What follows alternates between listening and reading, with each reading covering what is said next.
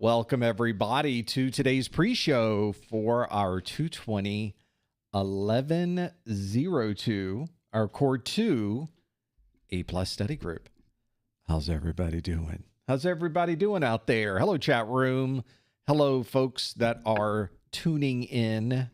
We're sort of getting ready. We got 10 minutes or so, a little bit less, 9.5 minutes or so before we get started. I am checking and finalizing all of the little things that I need to do here. We are, I think, in pretty good shape. I think we're doing all right with this. How is everybody doing? Hello, chat. Nice to see you all. Am I in the right? Yeah, 1102. There it is. And there's the chat room. Hi, everybody. Hello, everybody. Thanks for being here. Thanks for carving out a little bit of time for us. We sure appreciate it. And maybe we'll actually learn something today. If we aren't careful, we might learn something, as they say. Hope everybody's doing well. Am I really quiet? Well, I'm not really saying very much. So, I mean, I am about 6 dB down because of things that I need to fix on this side. So you may have to turn it up just a little bit, but it's cranked on my side, but there's a whole set of things that I now have to work through if I want to increase the volume even further. It's a whole mess of things. It's too much to even get into, but I am working on it because I think a little bit more would do. About a 6 dB bump would be really nice, I think, but we're getting there. It's one thing after another. You're never ever done setting up the studio. You're only in a certain state of setting up the studio. And then you start working through it. You start figuring it out.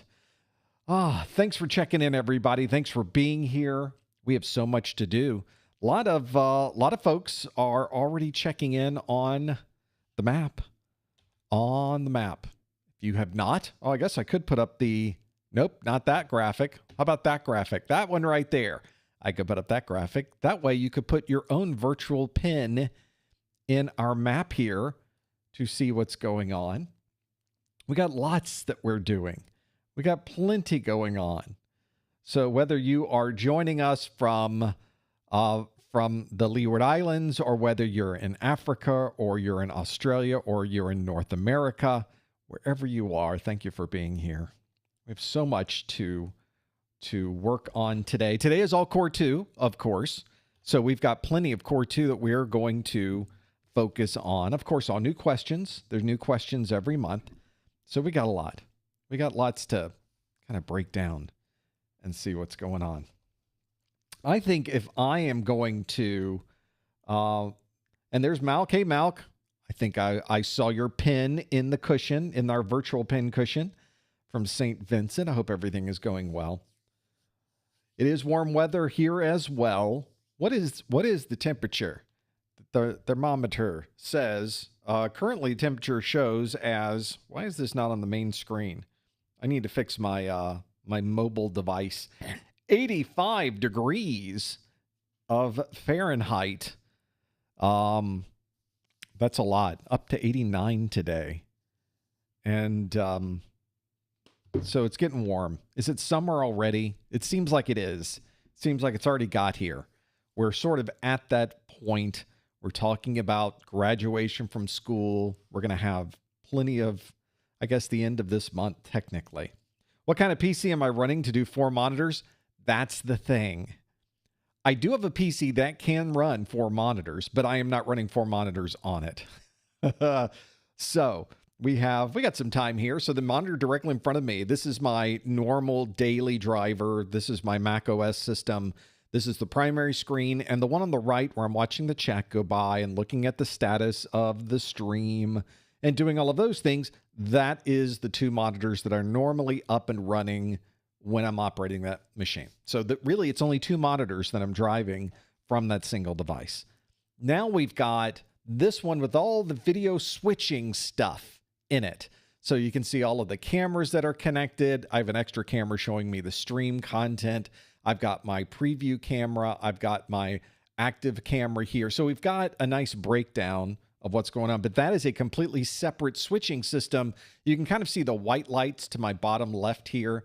those white lights that are down here, it's hard to see, but that is the actual Constellation 4K video switcher that's in there. You can't really see it because of my chair, but there, that one with the red and green lights and the little monitor, tiny little monitor, little baby monitor that's stuck there.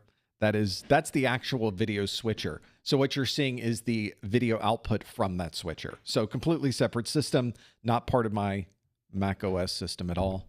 And then on the far left, another completely separate box. That one is connected to the actual streaming server that I'm using. Streaming server's down here. You can't even see it because of the angle of the camera that I have there. But on the bottom right, there's a separate device that just does streaming. I'm sorry, I'm banging things around. A separate device that just does streaming, and that is the output of that streaming device. So that's what I normally will look at. So whenever there's, I want to know what the status of the stream is, I basically look at the data rate numbers and sending about 6 megabits per second on the streaming type that we're using, which is normal.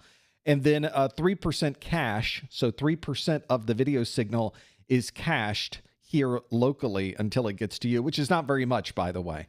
So it really gets to you very, very quickly, almost immediately. But if I see that cache number increase, if it starts going up, that means that it cannot connect to YouTube, or it's having a problem connecting to YouTube. And that's a good warning sign to me that something has gone awry. Something has gone off the deep end. So everything there. So does everything not get messy? Well, it can. You really do have to be very diligent with, what did I say? With setting up cabling, because you've got cables. I've got 2 separate 19-inch racks on the left and right side of me, along with all of the equipment on the top of the desk. So you really do have to think, how am I going to put all of the wires? So I have wire hangers that are underneath the desk on the far side. So everything goes through those hangers. So it's a lot of cables, but it's not really crazy. I can easily track things back. If I need to replace one, it's very simple. We got very, very easy ways to do that. So there's my warning. Got a warning that, hey, we were doing a live stream. That's good to know. That's good information. I think, how's everybody else settling in? We're getting okay. Everybody's checking in. I see the numbers. They are going up. I can check my stream settings and see how people are connecting, what their status is. So thank you so much for being here. So we got a lot to go through. CJP says, my Core 2 exam's at 11 a.m. PST. That's 11, 12, 1, 2 o'clock today. So we'll get through the first hour of Q&A.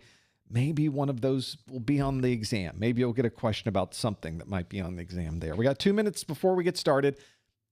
People have asked me before. I get emails after this is over, which is, I was going to watch, but it's just the back of your head the whole time. Do not worry. Eventually you will see me in the camera angle. This is the pre-show, and I'm just sort of working through making sure all of this is going to work.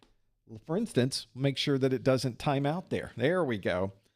So we're in great shape. Good. We're in fantastic shape. So this is, I appreciate by the way, you allowing me to come on a little bit early and make sure that everything is working. It really works out nicely. Most of the questions we do today will apply to both the 1102 and the 1202. And probably next month, we're probably going to transition this over to the 1202. This device that is doing the streaming right here, this is the default front end of the Blackmagic broadcaster, 4K broadcaster. I forget the name of their product, but now we're going to have, maybe in the after show, you can ask me. And I think I do have it on the Professor Messer, the page I have for all of the studio, which is professormesser.com/studio. Let's see if it is. You're going to look over my shoulder here while I go through the details of that. The mic, the camera, the switcher, the audio. Do I have what were you asking about? You were asking about the streaming system. HyperDeck Studio, nope. Mini converters, nope. Streaming server, there it is. Streaming appliance, Blackmagic design, which is really one word. I don't know why I split it up. It's the Web Presenter 4K. The Web Presenter 4K. If you want to know anything about anything that you're seeing here, it's probably on that page, professormesser.com/studio. And with that, We are at 12 o'clock noon. That means it's time to get started. Let's start our keynote up. Let's click the play button. We're looking for green light. Green light, please. Green light is good. We click the green light. This makes a funny thing. That does a thing over here. It's time to do a live stream. Here we go. Hello, everyone. Welcome to the May 2025 Professor Messer 220-1102, or what we call our Core 2 A+ study group. This is our study group we do each month that takes topics, objectives, little bullets from the official exam objectives, and it puts them directly into Q&A that we do during this first hour. And if you stick around for the second hour, you can ask me questions about anything that we may be doing here at any time. We got plenty that we can go through along those lines. While we are working on that, however, let me remind you that if you are here live, first, thank you for being here. And secondly, you can participate interactively online as we go through this Q&A. The way that you do it is you simply pop open a new browser window. There's your browser window right there, professormesser.com/QA, and you will find that there will be a question waiting for you on the page. This is something very simple to do. ProfessorMesser.com/QA takes you to wherever you need to be. So you can just stay on that page and everything works great. And if you make it to that page, if you've done that process correctly, you will see a question waiting for you. This is actually our only question of the day that you have probably seen before, because I call this my rewind question because it comes from a previous study group. I want to see if you're able to get in and answer questions properly. The one thing to keep in mind, our standing rule for the study group is please do not answer questions in the chat room. Please do not put any hints in the chat room. Instead, you'll need to follow the link that I show you on the screen, which is professormesser.com/QA. Our question, our rewind question of the month is: a system administrator automatically restarts a Windows service each morning at 2 a.m. Which of the following would be the most likely method of automating this process? Well, that's a fine question. Your possible answers are Python, Shell script, JavaScript, PowerShell, VB script. So you have 5 to choose from. Again, please don't answer in the chat room.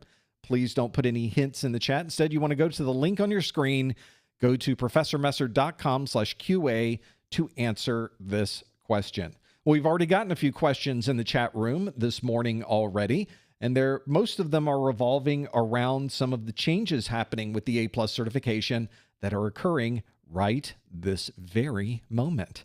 So let's talk about what those changes might be. First, thank you for joining us. We do one of these study groups every month. We always have a good time, and we always appreciate you being here. Thank you so much for carving out a little bit of your time. While we are not live, of course, we are on our website. We're posting things on YouTube. You can always find us online somewhere. If you'd like to subscribe to our YouTube channel, it can be found at professormesser.com/YouTube. Don't forget about our daily A+ pop quiz questions. You can find those at professormesser.com/Twitter or /X. Either one of those will work. We also have the same questions posted to Instagram at professormesser.com/Instagram, except they come with a little bonus pretty picture along with them, which is kind of nice. So those are all available. And if you haven't found us on your favorite social media site, just type in professormesser.com/ the name of that site. And if I'm there, you will find me there. If I'm not there, let me know. Maybe I should set up a little area on that social media site. It's sometimes hard to keep track. As they emerge and go away, it's a constant flow of information in and out, and sometimes it's you have a better grasp on where things may be happening than I do. So just let me know. I'll head over there. We'll see what's going on. Also, in the first hour of this, at some point, I will give you instructions on how you can earn a continuing education unit credit. This is something you need for renewal. So if you haven't earned your certification yet, this won't apply to you. But if you have earned your certification, you may be collecting these for a renewal. Just listen in during the first hour at some point. There are currently two editions of A+ exams that you could take. For the one that's been around since April the 20th of 2022 is the 220-1101 and 220-1102. Those are the version numbers of those exams. These two exams will retire, which means you can no longer take the 2201101 or the 2201102 on September 25th of this year. So if you have been studying for your 1101 exam or you've been studying for your 1102 exam, you have to finish and pass both of those by September 25th. And as we sit here in May, the early part of May, you still have plenty of time to make that happen. So especially if you've already been studying. So don't think that you have to change, that you have to buy new materials, that you have to change everything, remove everything you've already learned and learn new things. Nope, not necessary. They give you plenty of ramp, if you will, to be able to take the current exam that you have been studying for. Nobody's pulling a rug on you at all. The exams themselves, regardless of which flavor you take, the 1100 series or the 1200 series, the exams itself are 90 minutes in length, and you need to pass two exams. Both of these exams are graded on a scale from 100 to 900. I know it's a little odd. It's not from 0 to 1,000. It's not from 0 to 900. It's from 100 to 900. For the first one, the Core 1 exam, you need to earn a 675. And for the Core 2 exam that we will be working on today, you have to do a little bit better. You have to earn a 700. On any of these exams you take, you will see that most of the exam is multiple choice questions. But at the very beginning of your exam, you will get a handful of questions that are not multiple choice. CompTIA calls those performance-based questions, and we'll talk more about performance-based questions in just a moment. At the beginning of this year, specifically March the 25th of this year, a new set of exams was made available. This is the 1201 and the 1202. These exams will be around until we expect somewhere around September of 2028. Usually it's about 3.5 years before an exam series is retired. This means that if you are just starting your studies, this might be the right set of exams for you because you can study and not have to worry about a retirement date in the September timeframe. All of the other aspects of the exam, the amount of time for the exam, the grading scales for the exam, the scores that you need to make, and the type of questions you get are identical to the 1100 series. So they didn't really change the form or really the function of the exams themselves. All they really changed were the questions then that you will be answering. That's kind of it. And if you want to go into more of a deeper dive, we went into a detailed view of this about Core 1 and Core 2 in the last study group. But we can certainly go through that again in the after show if you would like.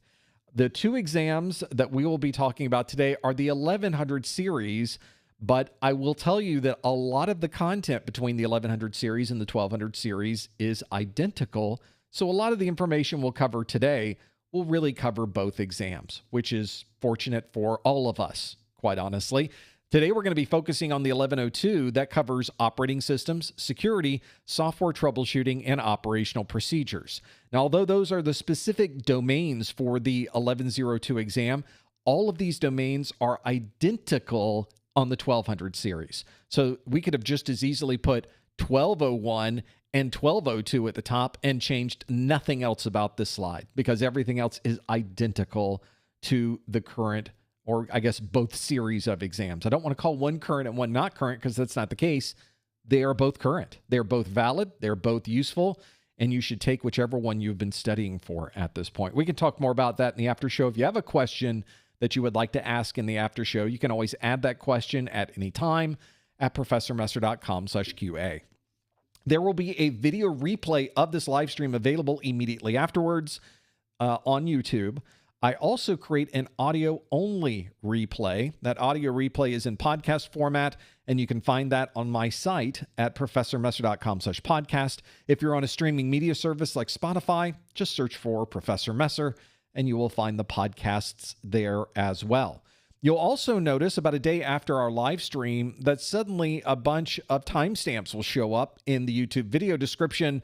Those do not happen magically. They happen magically to me because it's my marketing manager, Lori, who's going through and watching this. Hi, Lori. She's going through and putting timestamps in every time we do something on this live stream. So if you're looking for something from a previous study group, you may be able to find it and click the timestamp to go directly to that spot in the video very, very quickly. Just another way to increase the speed and efficiency of your studying process. I'll also let you know that even though we do like to do these live streams, there's just not enough of them, is there? We need more live streams. But if you're waiting on a live stream to happen, you might want to hang out with us on something that's a little more offline, which is our Discord. Our Discord server is at professormesser.com/Discord. We have thousands of people who have signed up for our Discord. They're in there studying for their A+, their Network+, their Security+, or even other certifications. And there's some really smart people there who have already earned their certifications that can also help with some of your questions. You can find out more on our Discord. Simply join us at professormesser.com/Discord.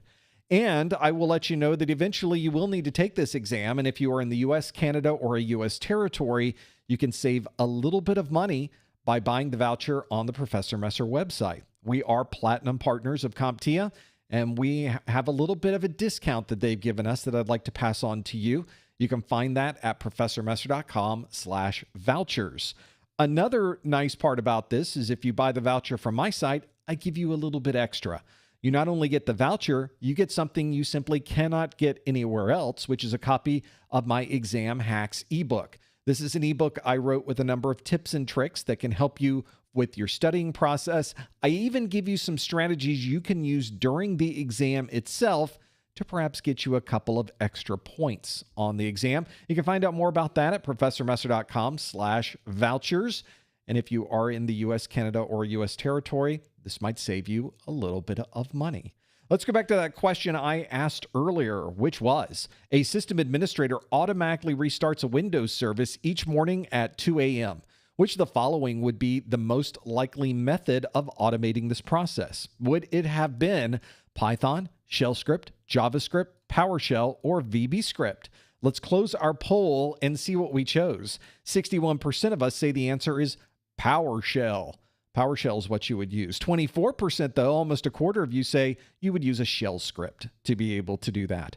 And then we're down to single digits, 7% for Python, 6% for VB script, and then 2% for JavaScript. Well, if you are on a Windows service, which was really an important part of this question, was the platform that we were using. One of the things that you know about Windows is that it uses batch files. We don't really describe an automation at a command line in Windows as being a shell script. That is a term that is almost exclusively used for POSIX type systems like Linux and Mac OS. Well, shell scripts are not the way we describe automation within Windows. In fact, if you're doing this with Windows and you're restarting a service, it's kind of hard even to do that from the command line unless you have a separate application or separate utility that you can write to, maybe even an API. One of the nice things about PowerShell is a lot of the internals of managing a Windows system are built into PowerShell.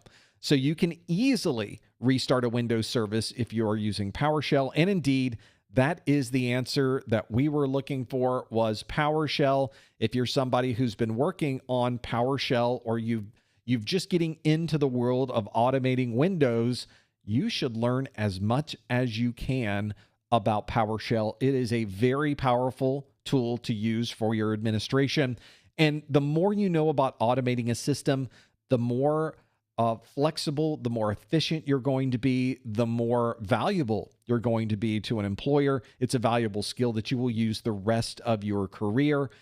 You can find out more about this in our video section 4.8. The video name is Scripting Languages. You guys did a good job with that one. It is indeed PowerShell. That's the answer we were looking for. Wouldn't be Python in this case. Python does not have a direct way to restart a Windows service. Again, you'd have to go through a couple of extra steps to do that. And although you could make it work, the question didn't ask if you could do it. It asked which would be the most likely. And PowerShell by far is the most likely. JavaScript is a way to automate things within a browser. That's not what we're doing in this case. And VB script, although not used very much any longer, it has been deprecated by Microsoft. You still see it used all the time. So it is absolutely on your A+ exam, so you're not surprised by anything when you stop by a person's desk and see that they're using VB script to automate a process that's been going on for years and nobody's updated that yet. Just sort of a common way to focus on what's important. Sometimes what's important isn't necessarily the same thing as what is the newest technology. And I think the A+ does a good job at balancing out new technology along with what you might expect to see when you walk in the door of any data center. Let's now that we've gone through our rewind question, we're very familiar now with the process of answering these questions. Now let's make this a little bit more difficult. As many of you know, the first new question of every study group is a performance-based question. And I mentioned earlier that they mix in a lot of multiple choice questions, but the first handful of questions you get on your exam will be performance-based questions. So that leads us to, what in the world is a performance-based question? If you run into these exams and you start taking them, you'll notice that the performance-based questions are effectively anything but multiple choice. They might be a fill in the blank. It might be a matching question. You might have to put things in a particular order. It might be drag and drop. There might be pull down menus. You might have to do many different things. At the command prompt, you may have to do something on a Windows desktop. You just never know how they might ask the question. But the good part is all of the questions that they could possibly ask in whatever format they could possibly ask are all based on the official exam objectives. So as I like to say, if you know the objectives, you studied those objectives, you're familiar with those objectives, really doesn't matter how they ask the question, you will be able to answer them with no problem. And hopefully today is a good example of that. Let's do our performance-based question of the month. This one, again, a brand new question written just for this live stream. And here is the question I would like you to answer. The question is, provide the commands for the following. And you can see I have a command prompt here that says Microsoft Windows. So for those of you listening in on the podcast side, this is a Windows command line that we are working with.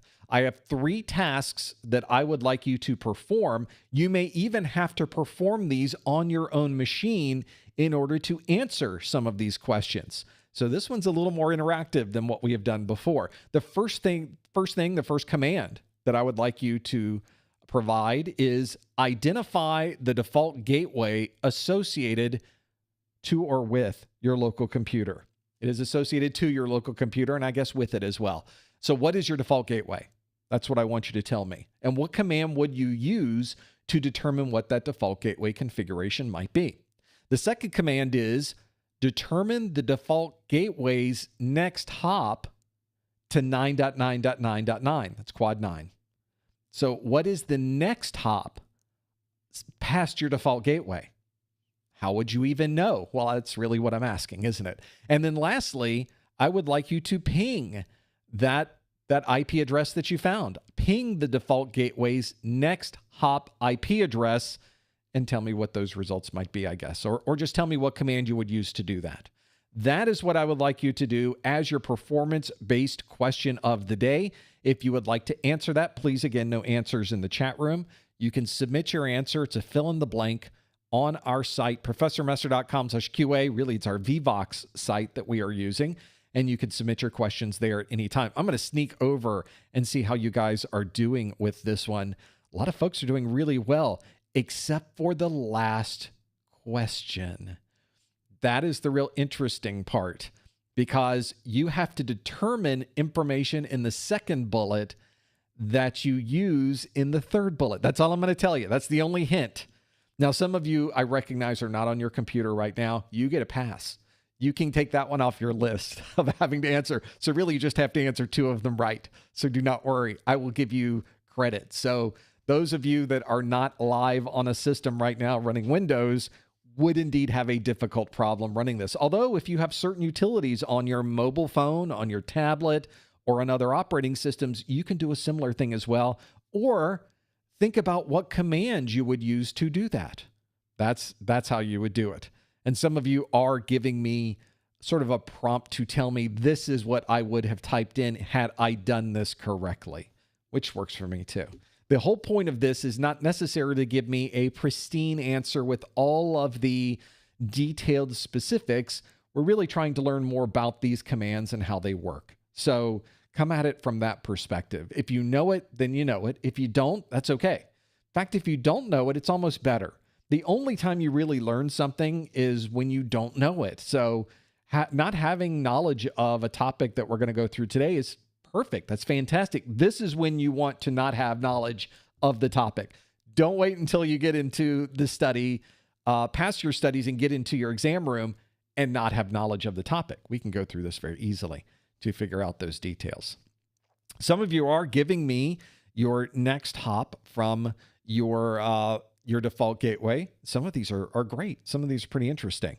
So we'll go through exactly how you would do that. In fact, we've got a number of answers in. Let's step through each one of these bullets and see how we do with each one of them. I have 3 that we'll go through. We'll start at the very top of this list that says, provide the commands for the following. I want you to identify the default gateway assigned to your local computer. The default gateway assigned to your local computer is most easily provided with the ipconfig command. ipconfig. And you could do this with the plain ipconfig. In fact, that's what I did in the screenshot here. You can see that I just ran ipconfig. No options, no /all, nothing extra. And it provided exactly what I needed because the last thing in this list, default gateway. And in my network, my default gateway is 10.1.10.1. That's my default gateway. So on my network, that's the one I need to keep in mind to use for our next bullet, our next question that we have here. If you were in Linux, it would not be ipconfig. It would be ifconfig. On certain Linux editions, although this is outside the scope of the A+, it's the IP command, simply IP. And there's a number of different parameters you can add to IP to get information about that. That's the one thing about Linux is they keep changing things up. Things will deprecate. There will be new utilities. It's a moving target sometimes. So you do have to know all of those to be able to make that happen. But that's outside the scope for the A+. All you have to know is the ipconfig and the ifconfig commands.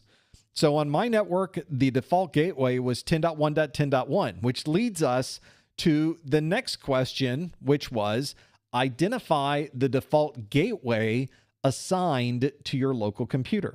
And then we found that and used it, 10.1.10.1, to determine the default gateway's next hop to 9.9.9.9. So the way you would determine a next hop, we obviously can't see past our local subnet unless we use a trace route. Trace route is the command we were looking for. But of course, in Windows, you don't type out the word trace route like you do in Linux or Mac OS. Instead, you use an abbreviation, traceRT. That's the command you would use. And then you would specify where the destination is, the ultimate destination is of the trace route. I said I wanted to know the next hop to 9.9.9.9. So let's figure out every hop to 9.9.9.9. That's what we would go through. So let's see if we're looking at this. This is my trace route to 9.9.9.9, although a good bit of the information has been removed for security reasons, for good reasons. But you can see that I have 10.1.10.1. That's my default gateway. That looks familiar. The next hop from my default gateway is 100.121.18.1, a 100 address. And notice that later on, although we don't see what the third hop is, which is also a 10 dot address, notice I also have a 10.1.1.2. There's other 10 dot addresses on this network. We're sort of natting and natting and natting some more on this network. And that on my particular internet provider is not unusual. They are doing a style of natting that is a large scale provider NAT. And you'll notice if that 100 address, 100.121, and there's a whole series of addresses there that are reserved for that type of NAT. Again, that's well outside the scope of the exam, but I just wanted to give you some insight into the numbers that you're seeing here. And you're wondering, why is there a 10 here and a 100 there and a 10 there? It's all on our own internal provider network. We still haven't left the internet, gotten to the internet at that point. I think the next hop is an internet address. Finally, we're public and we're outside the NAT to be able to see that. But the answer, by the way, determine the default gateway's next hop to 9.9.9.9. Our first hop is the default gateway, 10.1.10.1. So the answer to this, after you run the trace route 9.9.9.9, is 100.121.18.1. And that's where it's going to be different. Now, obviously, the next hop is going to be different on your network. Hopefully, you're not in here, are you? So if you were in my room, you would be able to do that. If you're sitting in the studio with us, you would be able to do that. Nobody's here, so nobody else probably has that IP address, but there is going to be a different IP address. You just make a note of what the second hop IP happens to be. Now, it is possible that you are on a provider network that doesn't give you that information. And in that particular case, you can specify, nope, can't get it. That information is being filtered from me by my internet provider or by a network configuration, a number of different things that could occur. Third on our list now, the third thing that we wanted to do, now that we've gone through the IP config and the trace route, I want you to ping the default gateway's next hop IP address. And of course, we would need to know what that address is based on the trace route. Again, in my case, it's 100.121.18.1. So we got a little bit of insight into the next question, didn't we? The command we would use is the ping command, ping, P-I-N-G. And that is the IP address that we would use for the ping. In my case, it's 100.121.18.1. In your case, it's whatever came in as the second hop on your trace route. And those are our performance-based questions of the month. We learned a little bit about what we would find in an IP config command. We did a trace route and mapped out the entire route between us and another device that's on the internet, in this case, Quad 9. And then finally, we grabbed one of those IP addresses that was one of those hops along the way, in this case, the next hop along the way, and we pinged it just to see if it would respond to us. Now, what's interesting, on my ping, it did respond to us, but on your network, it's very possible that the devices that you are using is going to not provide an answer. It might be filtered to be able to do that. So hopefully that gives you a little bit of insight into the things that are important to know. And of course, on your exam, you could be asked to perform other commands and other options. This is just a sample of 3 of the command line prompts that we need to know. So that is a really good example of understanding what the commands do. And even if you weren't connected to a network, which a number of you were not on a Windows machine, you were not anywhere at a command prompt, you still did a great job at parsing out what was being asked of you and what command you would use. So you need to think about that as you are going through the process of these different commands for Windows, different commands for Linux, different commands for networking. They're all expected of you on this Core 2 exam. Make sure you're very familiar because there are quite a number of them that you need to know about. Speaking of which, by the way, now that we are through our performance-based question of the month, let's now pop back to a multiple choice question. You guys did so good on the performance-based question. We're going to keep this going with command prompts by asking you a Linux command prompt question. This question asks, a Linux administrator is using the PS command. Which of the following would be the most likely reason for using this command? Is it to view the status of a specific application, locate a file in a user's home directory, view the amount of available free storage space, patch an installed application to the latest version, or run a command with elevated rights? We have 5 different options there. A Linux administrator is using the PS command. Which of the following would be the most likely reason for using this command? Is it to view the status of the specific application, locate a file in a user's home directory, view the amount of available free storage space, patch an installed application to the latest version, or run a command with elevated rights? This is most likely. It's interesting because there are actually, I think, 2 possible answers here you could choose. And this is why I want you to answer with the one that would be most likely. So that's where we'll focus. If you think you know the answer, please no answers in the chat room. Instead, you want to follow the link on your screen. Go to professormesser.com/QA to lock in your answer. Lock it in. This is where you want to go. For those of you, I think I mentioned this earlier, but those of you that are here and are using our live answering method at professormesser.com/QA, you can also ask questions of me that we will look at in the after show.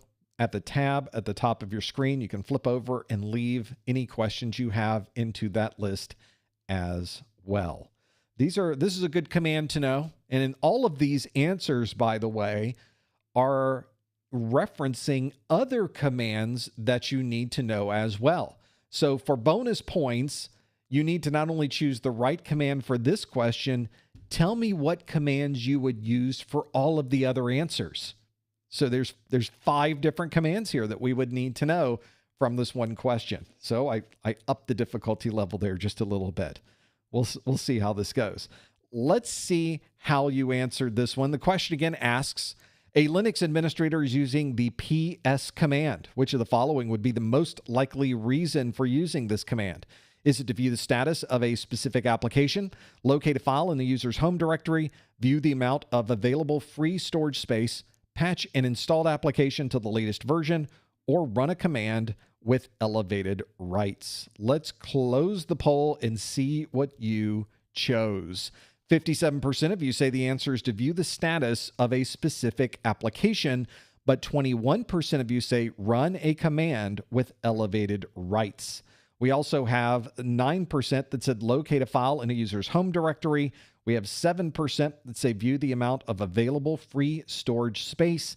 And lastly, 6% of you said patch an installed application to the latest version. Almost a 3-way tie for third place there. They're pretty close to each other. Well, the focus here obviously is on the PS command.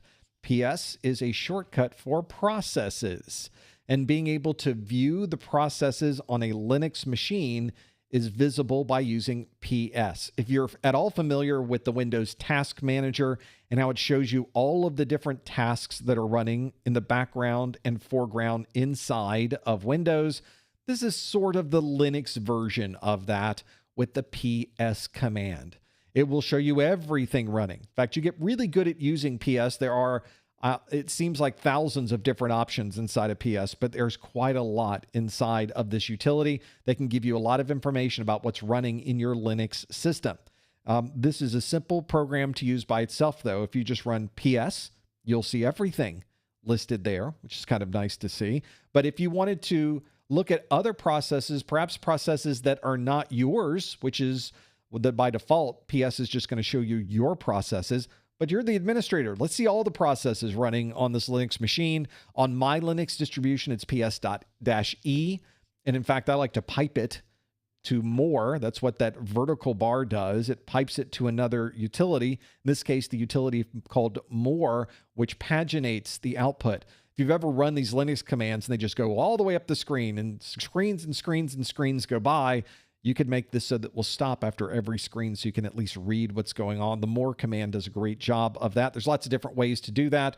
You can use more. You can use less to do that. There's different ways. Linux is a mini type, versatile type of operating system that can really do a lot of different things in a lot of different ways. So the way that you're doing it, there's probably another way to perform the exact same task. That's one of the beauties of Linux. PS, the processes command, if you answered view the status of a specific application, like 57% of you chose, that's the right answer. That's what we were looking for. 21% said run a command with elevated rights. PS by itself does not run commands with elevated rights. You would need to su or sudo for that. You've got options there in your Windows environment. And sudo is a very easy way to run a command with elevated rights inside of your Linux or Mac OS machine. 9% of you said locate a file in a user's home directory.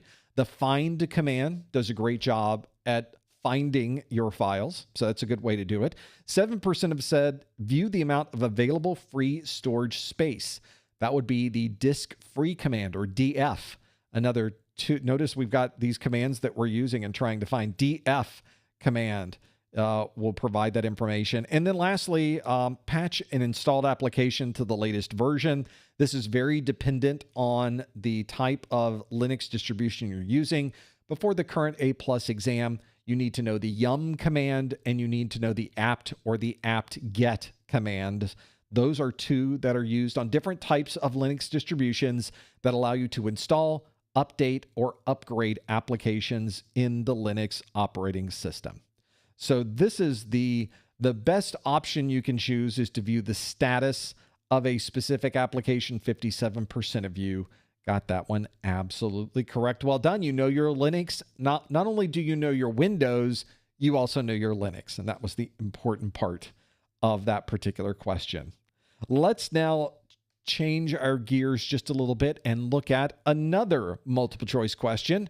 This one focusing on a Soho wireless router. The question asks, a user made a configuration change to their Soho wireless router, and now the wireless network is no longer visible. Which of the following was most likely changed? Was it UPnP, URL filtering, SSID broadcast, DHCP reservation, or port forwarding? Got a few options there. If you think you know the answer, follow the link at the bottom of your screen. Go to professormesser.com/QA and lock in your answer. See what that is. The question again asks, a user made a configuration change to their Soho wireless router, and now the wireless network is no longer visible. Which of the following was most likely changed? Was it UPnP, URL filtering, SSID broadcast, DHCP reservation, or port forwarding? If you think you know the answer, lock it in right there with that link, professormesser.com/QA. Lock it in. See how you do with this one. This one would be a good one. I think most of us have been in this situation. Soho wireless routers are effectively the wireless routers that we use in our home. This is something almost everybody has a flavor of inside of their house. Hopefully you have a router / wireless access / firewall / security device all built into one box that we just generically call a wireless router. Although technically it's a switch, it's a router, it's an access point, it's everything all in one. At least everything all that we need for a home configuration for this one. And this applies also, Ubiquity folks, like myself, that have those. It's the same scenario, although it's a different name. It's a different check mark. They call it something a little bit different, but it's effectively the same thing. It's just under a different name. In fact, I don't know if it's entirely a different name. I think I might have changed some of my screenshots in the new exam, in the new course, to show some of those. But this is something you have to think about, is different access points use different terminology, a different set of nomenclature sometimes. So you have to hunt around to find out what that manufacturer calls it. We're using just generic terms, though, in our A+ objectives, and those are the generic terms that you see on the screen here. Let's see how you did with this one. The question asks, a user made a configuration change to their Soho wireless router, and now the wireless network is no longer visible. Which of the following was most likely changed? Was it UPnP, URL filtering, SSID broadcast, DHCP reservation, or port forwarding? We're going to close our poll and see how you did with this one. Another strong 2 percentages. We're having a strong number 1 and a strong number 2 today. Number 1 is the DHCP reservation. 61% of you, that is a strong percentage. And 35%, over a third of you, say the answer is an SSID broadcast. And then it goes to practically nothing. We have a 3-way tie for a third. 2% say UPnP, 2% say port forwarding, 1% says URL filtering. So our 2 leaders on this list are obviously 61% for DHCP reservation is what might be there. And secondly, SSID broadcast. Now, the folks that answered SSID broadcast, the 35% of you, are worrying right now that you chose the wrong thing, because 61 is such a strong number. It's such a big number. But in actuality, you 35% of you got the answer absolutely correct. That's what we were looking for, is the SSID broadcast. That is the process inside of your Soho wireless router that determines whether the wireless access point is sent out to the world for everyone to populate in their pull-down menus. So whenever you see that big list of all of the wireless networks around you, that list was created because an access point told your machine that it was here. It sent out a service set identifier, an SSID. And that SSID is one that you could decide, let's not broadcast ourselves. Let's not tell anybody that we're here. We can disable the SSID broadcast. Not only do we sometimes change the name, but the SSID broadcast means that we don't see it. Now, that doesn't mean that people can't connect to it. This is not a security function. This provides no security capabilities whatsoever. It simply just doesn't put that name in the list of names that you could choose from. That's the only thing that it does. It's more of an administrative function, if anything. So that's what we were looking at. That is the one that was the most important. We refer to these things that people think it makes it more secure, but in reality, if you know the process that they're using, it really has no security to it at all. That's referred to in the world of cybersecurity as security through obscurity. And if you ever hear somebody saying security through obscurity, what they're really saying is, this is not secure. That's what that means. It's a special term that we use because if you know the process, if you know the method, you can easily circumvent the method. That is a bad way to do security. Sort of like hiding a key at home. The key is underneath the rock. Well, if somebody shows up at your house and wants to get in, they'll try the door, it's locked, they can't get in. But if they know there's a key under the lock, now they're in the house. That's security through obscurity. Simply hiding it under a rock, which is effectively what turning off the SSID broadcast does. It hides your wireless access point under a rock. But if you know the name of the wireless access point, you can easily gain access to that network, or at least try to attempt to authenticate to that network. So SSID broadcasts are effectively you hiding a key under the rock. That's what that is. And by the way, it's very easy, very easy to find the wireless name by simply starting up a wireless analyzer of some kind. Wireshark will do it just fine. Start up Wireshark onto a wireless network, and you will eventually find somebody connecting to that network. And then we found it's so easy to find it, that something that's listed there. So not a security tool, just something to keep in mind. And that's why the 35% of you that said SSID broadcast were actually the ones to get it right this time. Not often that happens. Let's talk about the one that 61% of you chose, though, DHCP reservations. DHCP, obviously, is the Dynamic Host Configuration Protocol. That is the protocol that when you start up your machine, this DHCP process assigns your computer an IP address, a subnet mask, a default gateway, a set of DNS, and even other configuration settings as well. DHCP, incredibly useful. We don't even think about it on our networks anymore. We just turn on our computer and it magically finds an IP address. There's no magic. It's DHCP. DHCP, however, has nothing to do with whether you can see or not see a wireless network. In fact, the wireless protocols that are in use are seen by everybody that's nearby. I say seen, obviously they are radio signals, but they are radio signals that are heard and interpreted by all of the devices that are nearby to that access point. So you really can't simply change something within DHCP and somehow disable that. Doesn't work that way. DHCP doesn't have that level of control over your system.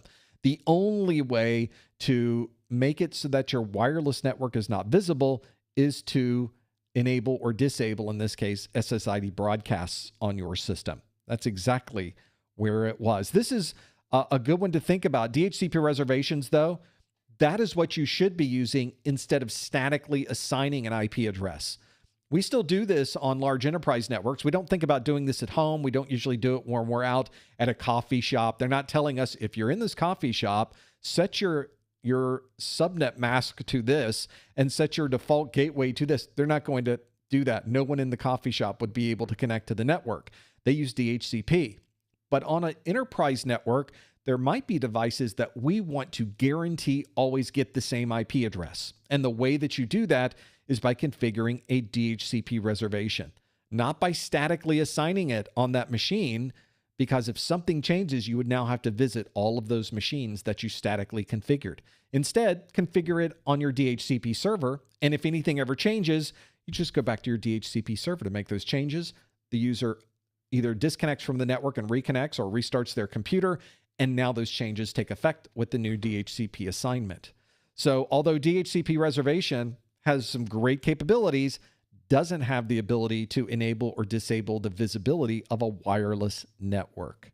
So that's why 61% of you, although chose that one, not what we were looking for. 2% said universal plug and play. That's what UPnP is. Universal plug and play is a way that usually a SOHO router, but it can really be any device, can talk to the router to open up a particular port number for use by a specific application and do it automatically behind the scenes without your intervention.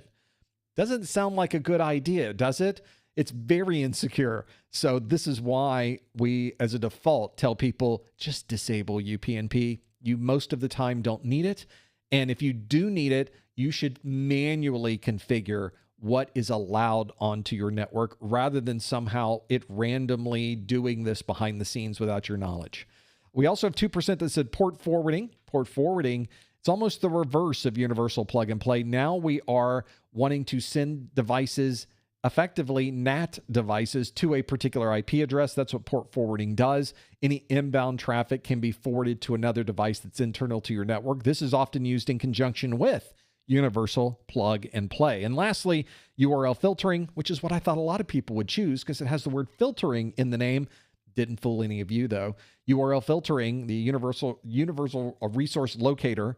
It could be also URI. It could be a website, domain name. There's a lot of different terms that people will use for this. It allows you to filter what websites people are able to visit, either by the fully qualified domain name or by a canon that website could be put in. For instance, a hunting website, a sales website, a auction website, a sports-related website. You get the idea. So that's URL filtering. Practically no one chose that one, only 1%. The answer in this case, an unusual twist, is the one that 35% of you chose, SSID broadcast. Those 35% were able to figure it out. You did a great job on that one. As you've already seen, there's a lot of information on this A+ exam. We're just getting into it. And we've already talked about Windows and Linux. We've talked about networking and setting up wireless networks. There's a whole lot more in the exam dealing with security and cloud computing and troubleshooting and a lot more. One of the challenges with the A+ exam is that it's really two separate exams, two separate certification exams that we need to pass. So it's a great deal of information, and it's really collapsed into a very tight set of two exams. For that reason, I tell people all the time, watch my course. I cover every single one of those topics. But I recognize that not everyone has the time, and there may be topics you already know, and maybe you want to skip over those, although not what I would recommend.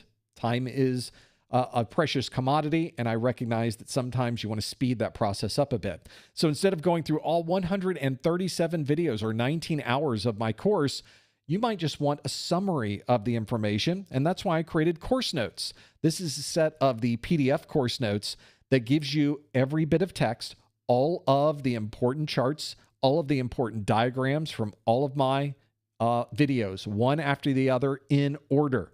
You can either use this to follow along as you're going through the videos, or you can use this after the fact as a consolidated summary of everything that is in that particular exam.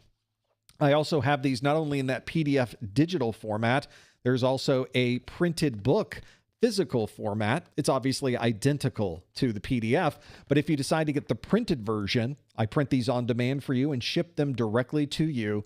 And if you purchase the physical version, you get that PDF version for free. You can download that immediately so that you can start studying while you're waiting for this to arrive in the mail. We not only have these available for the current 11, I say the 1102. I don't want to call it current because they're both current, the 1102 version and the 1202 version. So a set of course notes for both. I highly recommend that if you are studying for the 1101, 1102, that you get study materials specifically written for those exam versions. If you're studying for the 1200 series, get the version that is specifically written for 1200. Make sure you look at the version number on your study materials because there are differences, albeit slight, but there are enough differences between those two that it will have an effect on your final score. So don't make that mistake as you are going through this. If you want to learn more about our course notes, they're on our website. I have a video demonstration there for you. You can find out more at professormesser.com/1102 notes. And if you are taking the newer version, just simply go to the pull-down menus at the top of the page and look for the 1202 pull-down menu and choose your course notes from there. It's a great way to help you get all of the information you need summarized in a form that you can use for your studies. It also helps us keep these videos produced for the next generation of IT professionals. Thanks so much for that. Let's do another question. Our next question on our list is this one that asks, an alert shows a system is infected with malware, and the technician has already removed the computer from the network. What should the technician do before updating the antivirus signatures? Should this technician educate the end user, enable antivirus auto updates, start the recovery console, disable system restore, or patch the OS? Got a few things to choose from here. The question again asks, an alert shows a system is infected with malware, and the technician has already removed the computer from the network. What should the technician do before updating the antivirus signatures? Should they educate the end user, enable antivirus auto updates, start the recovery console, disable system restore, or patch the OS? If you think you know the answer, please no answers in the chat room. Instead, use the link on your screen, professormesser.com/QA, to answer your question. Should be pretty good to see what is available on these possible answers that you could choose from. So it is useful and important that you know what you should be looking at as you go through dealing with malware. You will at some point, especially on a large enterprise network, you will run into malware constantly. And there's probably a whole set of processes and procedures that organization likes to follow each time malware is found. This will probably be part of those. We'll have to see how you do with this. This should be pretty good. We'll have to work through all of these. Now, one of the challenges is that all of these prompts that I give you are all part of the malware removal process. So you want to choose the one that's in the right order based on the information that I've already given you. So hopefully that will give you some perspective as to what you might choose. Let's see how you did with this one. The question again asks, an alert shows a system is infected with malware, and the technician has already removed the computer from the network.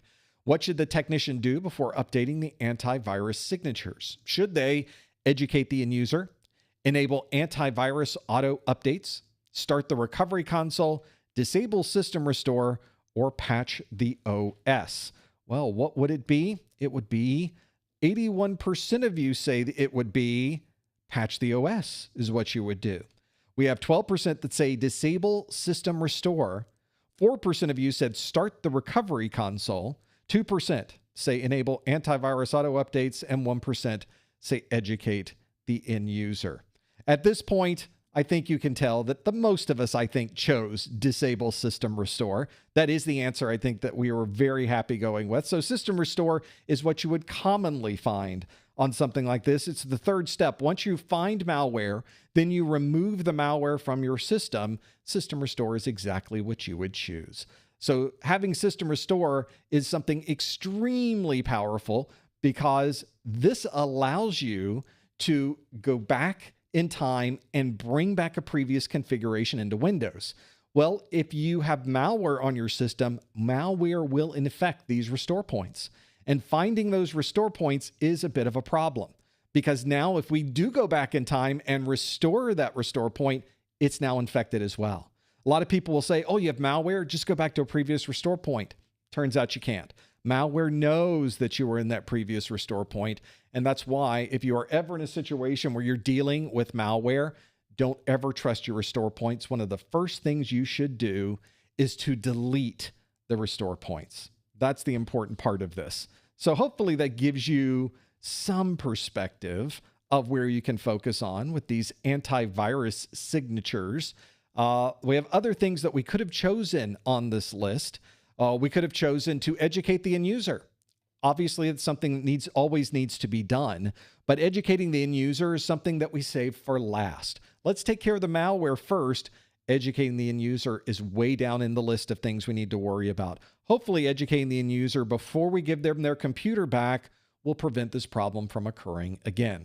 Enabling antivirus auto updates is also one of the things that occurs after you've removed the malware, after you've gone through the process of cleaning off that system.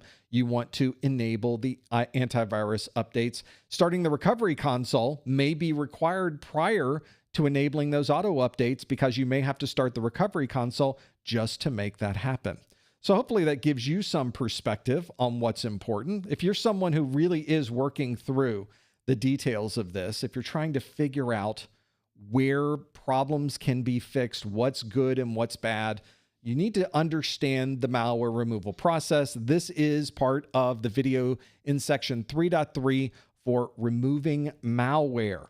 So hopefully that gives you some perspective, something that might be useful. This is also, interestingly enough, this is definitely an 1102 question.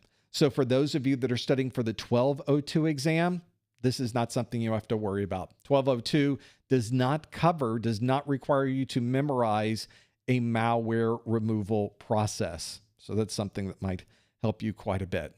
Let's do another question. We have a little bit of time before the top of the hour. So let's do this next one, which asks, a system administrator is recovering a system from backups and has a total of 4 backup sets for the restoration.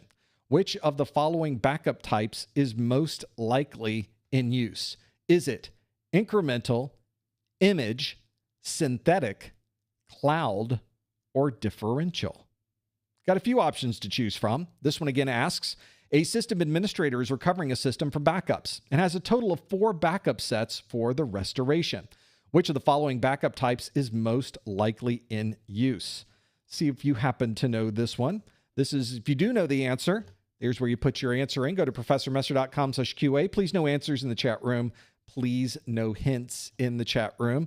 You want to answer that question by visiting that link on your screen, professormesser.com/QA. We'll have to figure out what you think the answer might be. You do have to know your backups for working through these exams, and knowing the backup for this one's going to be pretty important.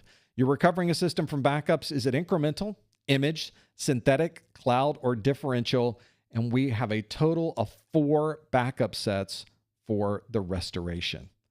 Now, each one of these can be used for backup. In fact, on your A+ exam, each one of these is part of the backup process you need to know.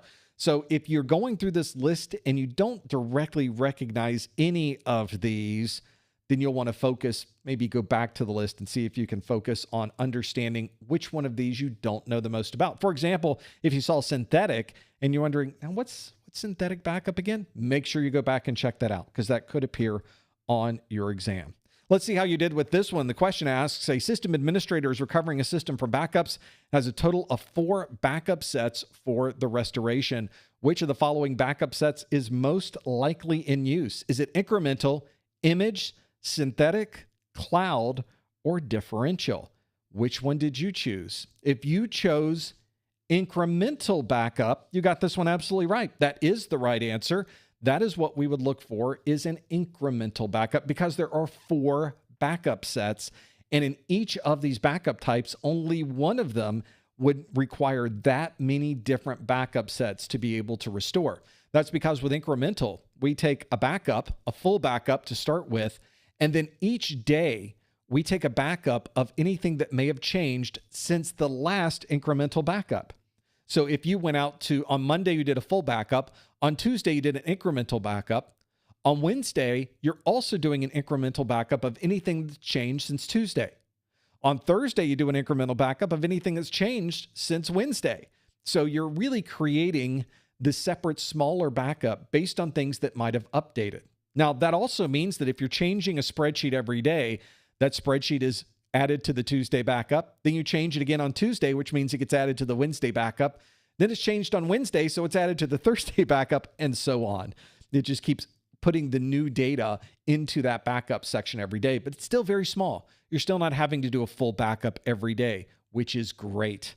But that means that if you hit Friday and you need to recover information, that you're going to need to full backup, you're going to need the Tuesday incremental, you're going to need the Wednesday incremental, and you're going to need the Thursday incremental, which means you will need 1, 2, 3, 4 separate backups to be able to restore on that final recovery day, whenever that happens to be.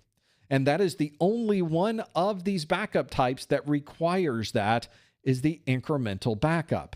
Now, the others that are here, things like an image backup, is a full and complete set, at least from our perspective. Now, behind the scenes, some imaging systems will do incremental backups, but I'm taking image here as a single image, and that's usually how it's usually distributed, as a single image file. So that's a single backup set, not what we were looking for with 4 backup sets. A synthetic backup could potentially be an answer here, but because synthetic backups are usually done a bit more efficiently, we probably wouldn't need 4 backup sets. But you could create another full backup, a synthetic backup based on this. So I'd actually give you kind of partial credit on this. I think most likely in use is incremental, but I think potentially synthetic could be a strong contender. So I'll actually give you full credit on that one too, because we could really do either one of them. Technically, either one would be correct. And since technically is correct, technical answers are just as good as any other, I think. So we'll go with that. Cloud backups commonly do not do separate backup sets. It's doing a constant update to the cloud for this. And then finally, differential backups only require 2 backup sets because it's really getting a full set of updates every day. So you only have to go back 1 day or 1 backup set to be able to restore that one. The answer we were looking for here is incremental. I'll also accept synthetic. I think that depends on how the synthetic backups are being done, but I think that's a very common way to use synthetic. I think that's the one that we were looking for in this answer as well. I know we're at the top of the hour. Normally we do this for an hour, but I want to squeeze in one more question for you. Here's another one we're going to work on. This particular question, though, is one from my practice exams book. My practice exams book, by the way, has 380 pages. 3 separate practice exams are in this practice exam book.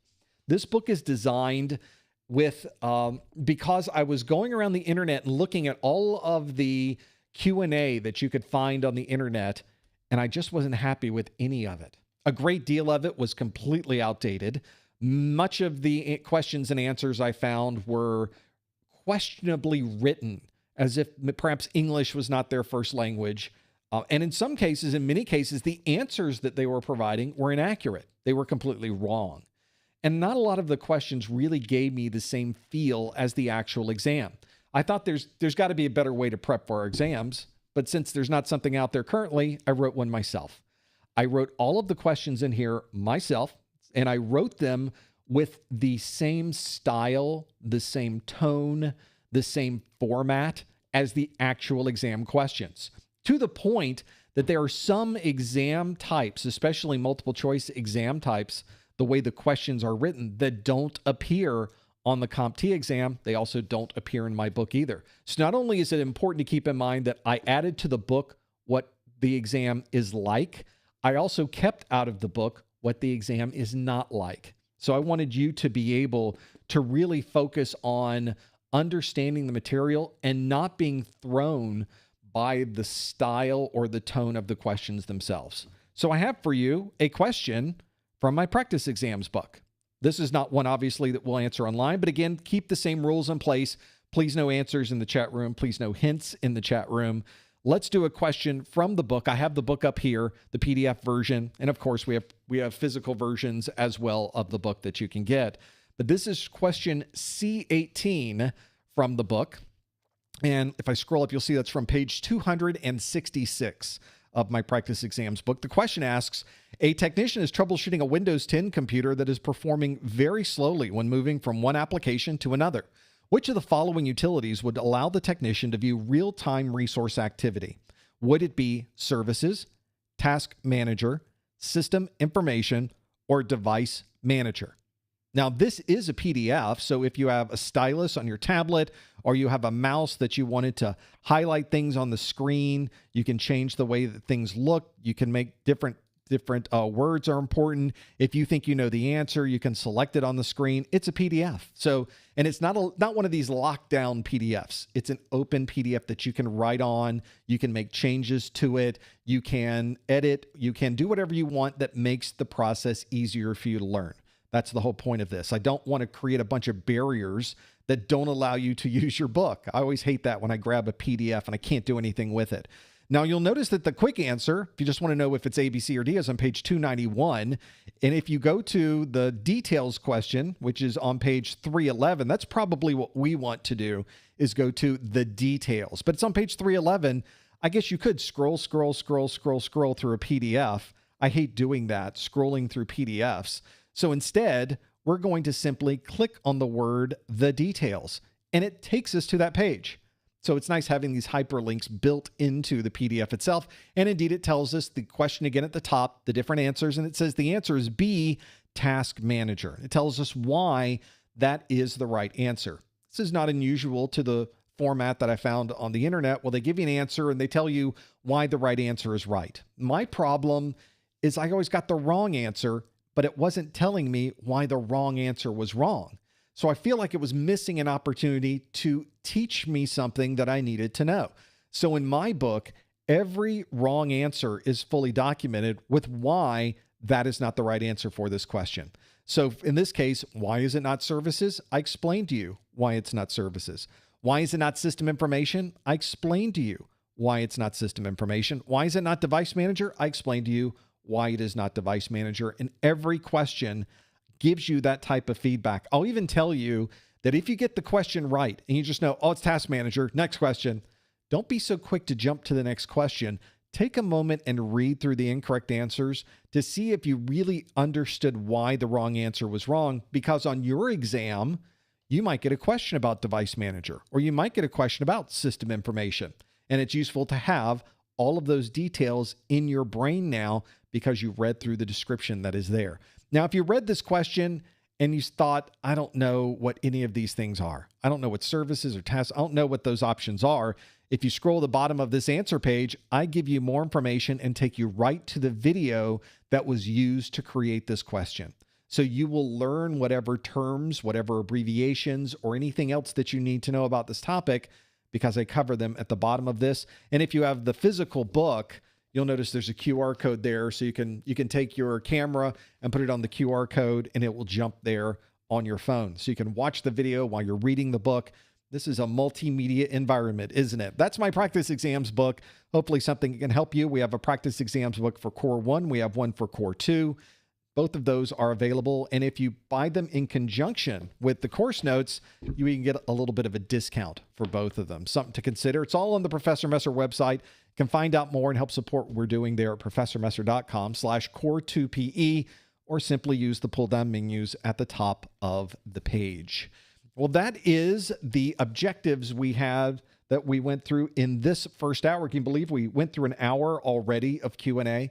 All of the things you saw today came directly from the exam objectives. I've said this over and over and over again. The reason I tell you this is that the exam objectives themselves have everything you need to know about the exam. You have all of these bullets in the exam objectives that tell you everything you need to know. So if you are someone who is working through and trying to understand, are you ready to take the exam? Have you really learned everything you need to know for the exam? It's all in here. Every bullet. So go through each bullet. Go through Task Manager. What does Services do? What does Startup do? What does the Performance tab do? What does the Processes tab do? What does the Users tab do? If you can explain this to yourself or someone else, you can check that one off your list and go to the next set of objectives. This is an amazing document, and it's free. A free document from CompTIA tells you everything you need to know, pages and pages and pages and pages and pages of objectives. All of it's here in the Core 2 objectives. You can get a quick link over to these objectives by following our link at professormesser.com/objectives, or you can simply go to your favorite search engine, type in CompTIA exam objectives. First link is going to take you directly to that link. Well, that is the study group, the first hour of our study group for today. Remember, we do one of these study groups every month. For A+, we do 2 study groups in a month, one for Core 1 and one for Core 2. And if you were in the pre-show, I think the one for next month is probably going to be the 1200 series. I think we're going to shift over to the 1200 series next month. We'll find out when we get there. Keep watching for that. The next set is going to be on June 10th and June 12th. At least that's what the schedule is set to right now. Sometimes things happen in my world behind the scenes that makes things a little bit crazy.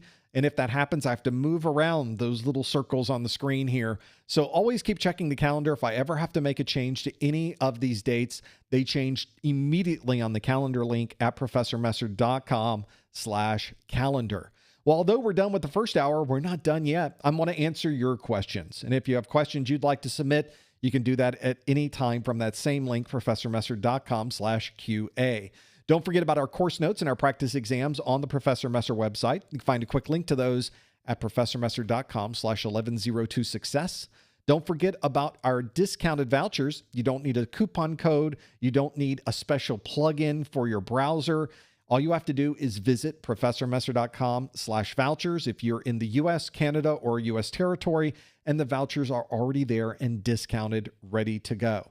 That is at professormesser.com/vouchers. And when we're done here, we'll be over on our Discord server. We'd love for you to join us at professormesser.com/discord. We also have our Twitter/X links. We have Facebook. We have LinkedIn. We have Discord, Instagram. I'm repeating myself at this point. Just type in professormesser.com, the name of the site you'd like to find us on, and you'll probably find us there. It's a great way to keep track of what we're doing. And if you are watching for A+, Core 2, there's a ton of new Core 2 videos coming out right now. I released 2 new ones yesterday.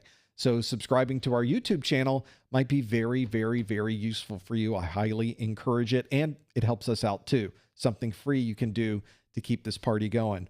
Well, that brings us to the end of our first hour. Stay right where you are. We will be coming right back with our second hour, what we call our after show. But thank you so much for joining us in this first hour. We will see you next time on the A+ study group. Okay.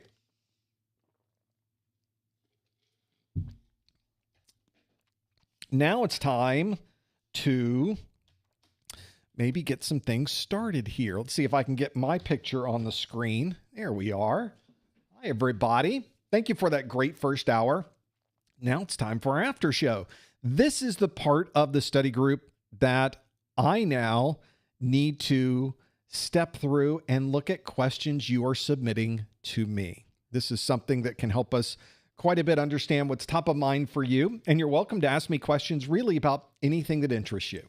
This could be about A+, it could be about information technology, it could be about certifications, it could be about technology in general, or it could really be about anything else you would like to talk about. It's all in this view. The way that you would submit a question using that same link we were using before, go to professormesser.com/QA to submit your questions. You can submit them with your name, or you can submit them anonymously. You don't have to be a legit user of this. You could be someone's, you don't want to know my name, just answer the question. I get it. And I'm absolutely allowing that, turning that on for you. So you can leave these as anonymous messages. For those of you that were listening in the first hour, I didn't give you a continuing education unit message. So now's a good time to do it. I think we're sneaking over the line just a little bit, but we can still make it happen. If you're someone who is watching this for continuing education unit credit, I would love to send you an email with a message that says that certifies you were here for a 1-hour webinar category CEU. It's easy to do. All you have to go is to the top or the bottom of the Professor Messer website. In that link, click the Contact Us link. In the Contact Us link, please put your name, your email address. In the subject line, please put May 2025 Core 2. And in the body of the message on a line by itself, put the super secret code words of the month, incremental backup restoration. Incremental backup restoration are the super secret code words of the month. Just send those to me. And then I will be working through the details on my side to parse those through, make sure you answered the question properly. I take all of that information and I send you back an email. Usually it takes me a few days, sometimes as much as a week. I try to get those out as much as I can. So that's something you can do. Again, if you would like to receive one of those messages, go to the top or the bottom of the Professor Messer website, click the Contact Us link. You put in your name, your email address, in the subject line, please put May 2025 Core 2. In the body of the message, what did I say it was going to be? Incremental backup restoration. Is that what I chose? Something like that. Get close and we're good. I have to remember these things myself. I should consider writing some things down every once in a while, occasionally, just for reference. I'm just saying. So that will allow you to receive an email from me that certifies that you are here for a 1-hour webinar category CEU. So that might help quite a bit. Now let's go back to questions that you asked and that you have submitted. So this is, in fact, we'll sort of start with the big question that has come up multiple times from folks on this list. So we're going to shift over to viewing this. I'm going to change out my polling here. We're going to change the results that we're showing on the screen. There we go. And one of the things that you will notice that comes up on the screen is a way that you can understand how to submit these. You can see the link on your screen, professormesser.com/QA. And if you do that, you'll be able to send me a message just like my good friend Anonymous has done. Anonymous sent me a link that says, "Hello, Messer. Since you're about to move to 1201, 1202, will the study groups still be useful for those who are still studying for the 1101 and 1102? This is a general question for anyone who has not gotten their A+ yet or still studying for the current version. And there's still quite a few people that are doing that. Indeed, it's a fine question. So we talked a little bit about this. We actually talked a lot about this on the last study group, but I think it's worth covering again. There are two exam versions currently available, the 1100 series and the 1200 series. And the real question and the real challenge when we're in the 6-month overlap period is, how do you know which one to take and how much of a difference is there really between these two? There are a lot of documents and YouTube videos and people putting posts up on the internet that give you some very broad understanding of what's different, but it really doesn't tell you the details. And I think in this particular case, the devil really is in those details. So let's break it out and really start looking at it. Let's start this effort by looking at what the time frame is for both of these. So the 1101 and 1102 exams have been around for about 3 years, which means you have about 3 years of study groups that you can go back and watch, because the study groups that we did for the 1101 and 1102 3 years ago are still just as valid as the 1101 and 1102 study groups that we're doing today. So you have 12, 24, at least 36 different study groups somewhere around there that you can go through to be able to get a little bit more Q&A. Obviously, it's a different performance-based question every month. It's a different set of multiple choice questions every month. So you've got something new in all 36 of those videos, 36 or so of those videos.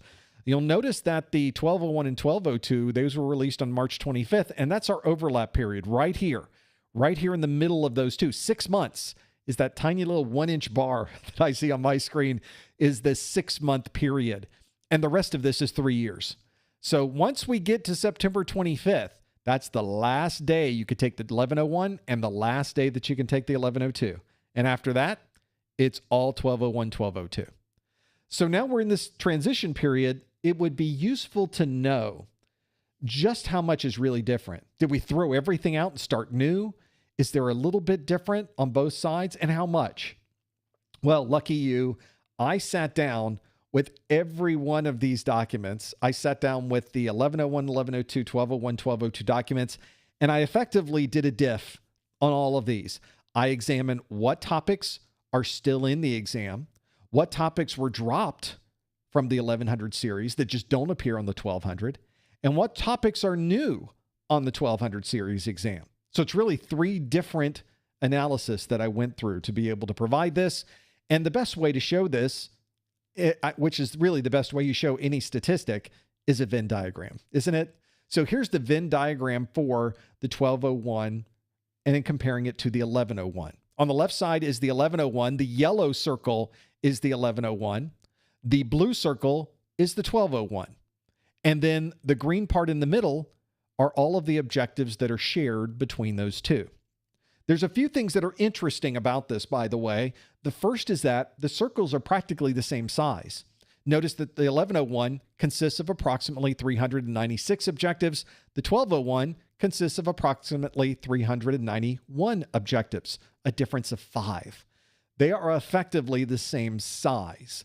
So they didn't increase the amount of information that you needed to study, but they also didn't decrease the amount of information that you need to study. You're effectively studying the same amount of data. That's an important thing to consider. And notice that there is 87% of the exam are identical objectives. So that's a good thing for us. This does not happen very often, by the way, because generally it's 70% or less is shared between these two. In the case of Security Plus, 50% of the exam had changed. Only 50% was the same between exams. So that was a little bit different than what we're seeing here. In this case, 87% is the same between both of them. Why is that number so high?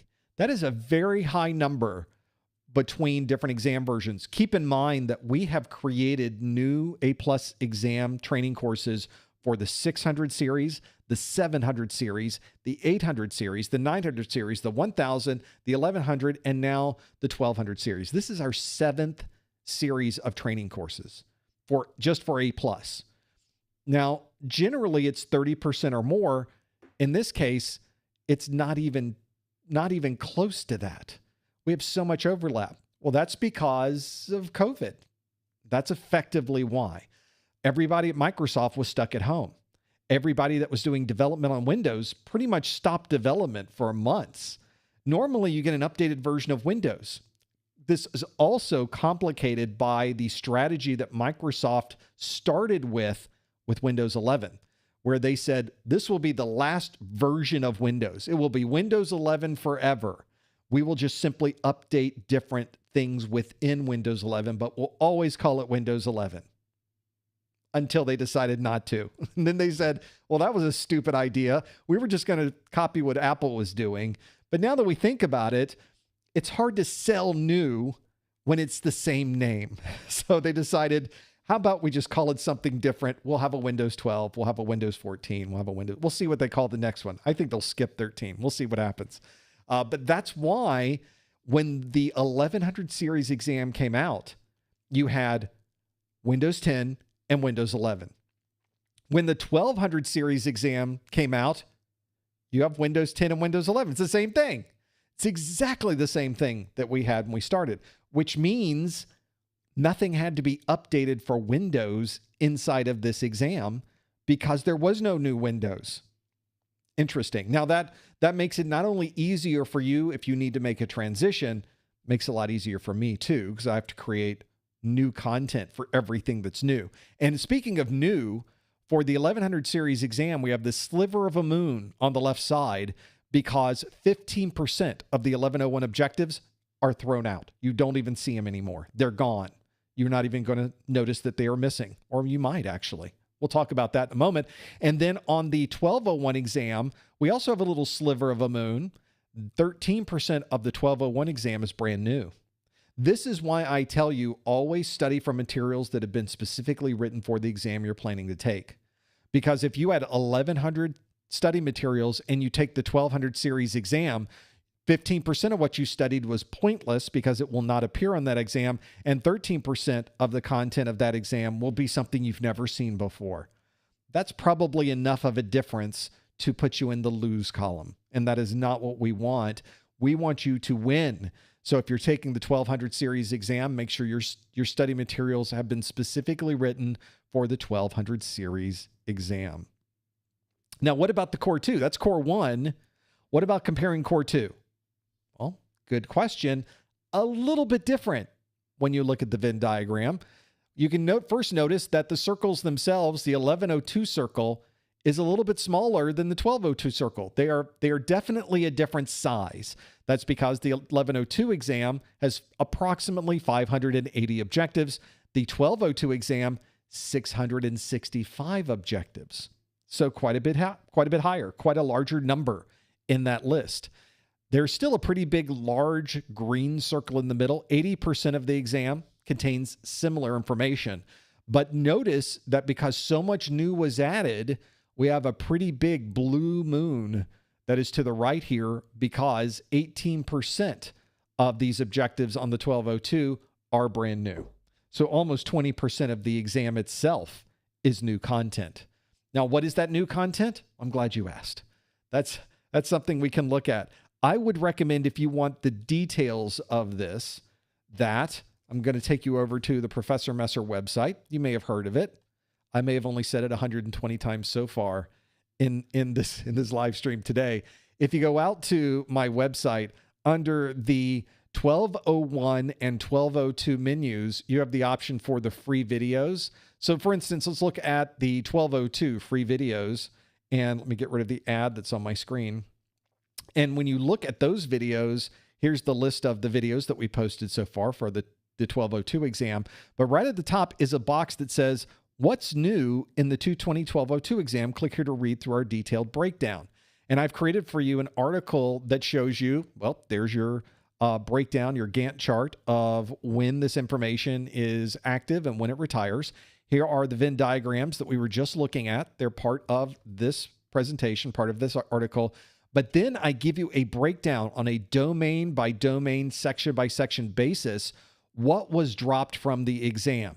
Well, in section 1.2, some command line options like Xcopy, copy, and shutdown were dropped. We've got mobile firewalls, Internet of Things, static IP, et cetera, et cetera. So you can see all the things that were dropped. And then I also include what were the things that were added. 20% of the exam is new. What does that consist of? Well, here it is. I show you what's new. So if you have been studying the old version and you think, I'm going to move over to the new one, here are some of the things. It's not a complete list, but it's a pretty big list of things you will need to know that are not covered on the 1100 series exam. And I break those down by domain and subdomain so you can really understand what those differences are. Those are the articles that are on my site that show you the differences between the 1101 and 1102. There's another article that breaks down the differences for the 1102 and 1202. Did I say 1101, 1102? 1101 and 1201, 1102 and 1202. You know what I mean. You know what I'm talking about. So that is why I created those for you, so that you'd have some perspective as to what you would expect to see with these, why it's important, what the important things are between these two versions, why you would want to focus your efforts on what those differences are. Hopefully that's given you a little bit of understanding of some things you can focus on when it comes to deciding which version of these exams is going to be the important one to study. Let's now shift gears and go to another question that you have. We've got, by the way, plenty of questions here. Thank you so much for submitting them. If you'd like to submit a question, you can do that by going to professormesser.com/QA. Let's step through this list. There is quite a bit on these questions that you're sending in. So I'm going to kind of parse them out in real time, and we'll step through them one by one to figure out the details. So this is some, I mentioned earlier, you want to study for materials that match the version of the exam that you're planning to take. Donnie probably heard this already, and he probably understands where I was coming from with that one. Donnie asked, if we finish your 1102 playlist, can we watch the videos for the 1202 that you're posting before taking the 1102 exam? And I think you can see now that is not what you want to do. Only study from materials that match the version of the exam you're planning to take. There is a lot in the 1202 playlist that you'll never see on the 1102 exam. So it's a waste of your time to study that. I created the 1102 playlist as a comprehensive playlist for everything you need to know to pass the 1102 exam. There is no need to watch playlists from somewhere else that were made for a completely different exam. So don't do that. Don't overstudy from places you might need to go. Not important. Not what we need to worry about. So you probably, as you heard me going through that in the last bit of it, knew that was going to be the answer, but I thought I would pull it up and we could just at least go through it one more time as well, just to make sure that we got the details there. This is another question. This is really the one that I probably get the most of. This is probably one of the most common questions we get. This is from Andrew, who asks, I'm an elementary music teacher looking to break into IT. I got my Network Plus cert at the end of April, and I'm unsure if I should go for my A Plus first and then Security Plus, or vice versa. What do you recommend? What I recommend doesn't matter. This is the problem with answering this question, is that I have no idea what the right decision is going to be for you, because I have no idea where you live. I have no idea what employers in your area are looking for. I have no idea of your background. I don't understand what your goals are for your career. There's so much that is wrapped up into this question that it's almost impossible for me to answer because of that. Now, the first good thing about this, by the way, you already have your Network Plus. This is fantastic. That's a great certification to have. As I've often mentioned, everything you touch in the world of technology is connected to the network. So having an understanding of how the network operates takes away a lot of the confusion and mystery from anything related to IT, because you sort of understand the language that's going on over the wire or over the air inside of the network. So the real question is here, should I take, what's next? Should I take A+ next, or should I take Security Plus next? If you're, or anything else. It may not be those two. It could be anything that's on this list. The real question becomes, what do employers want you to take? And this may take a little bit of study on your side.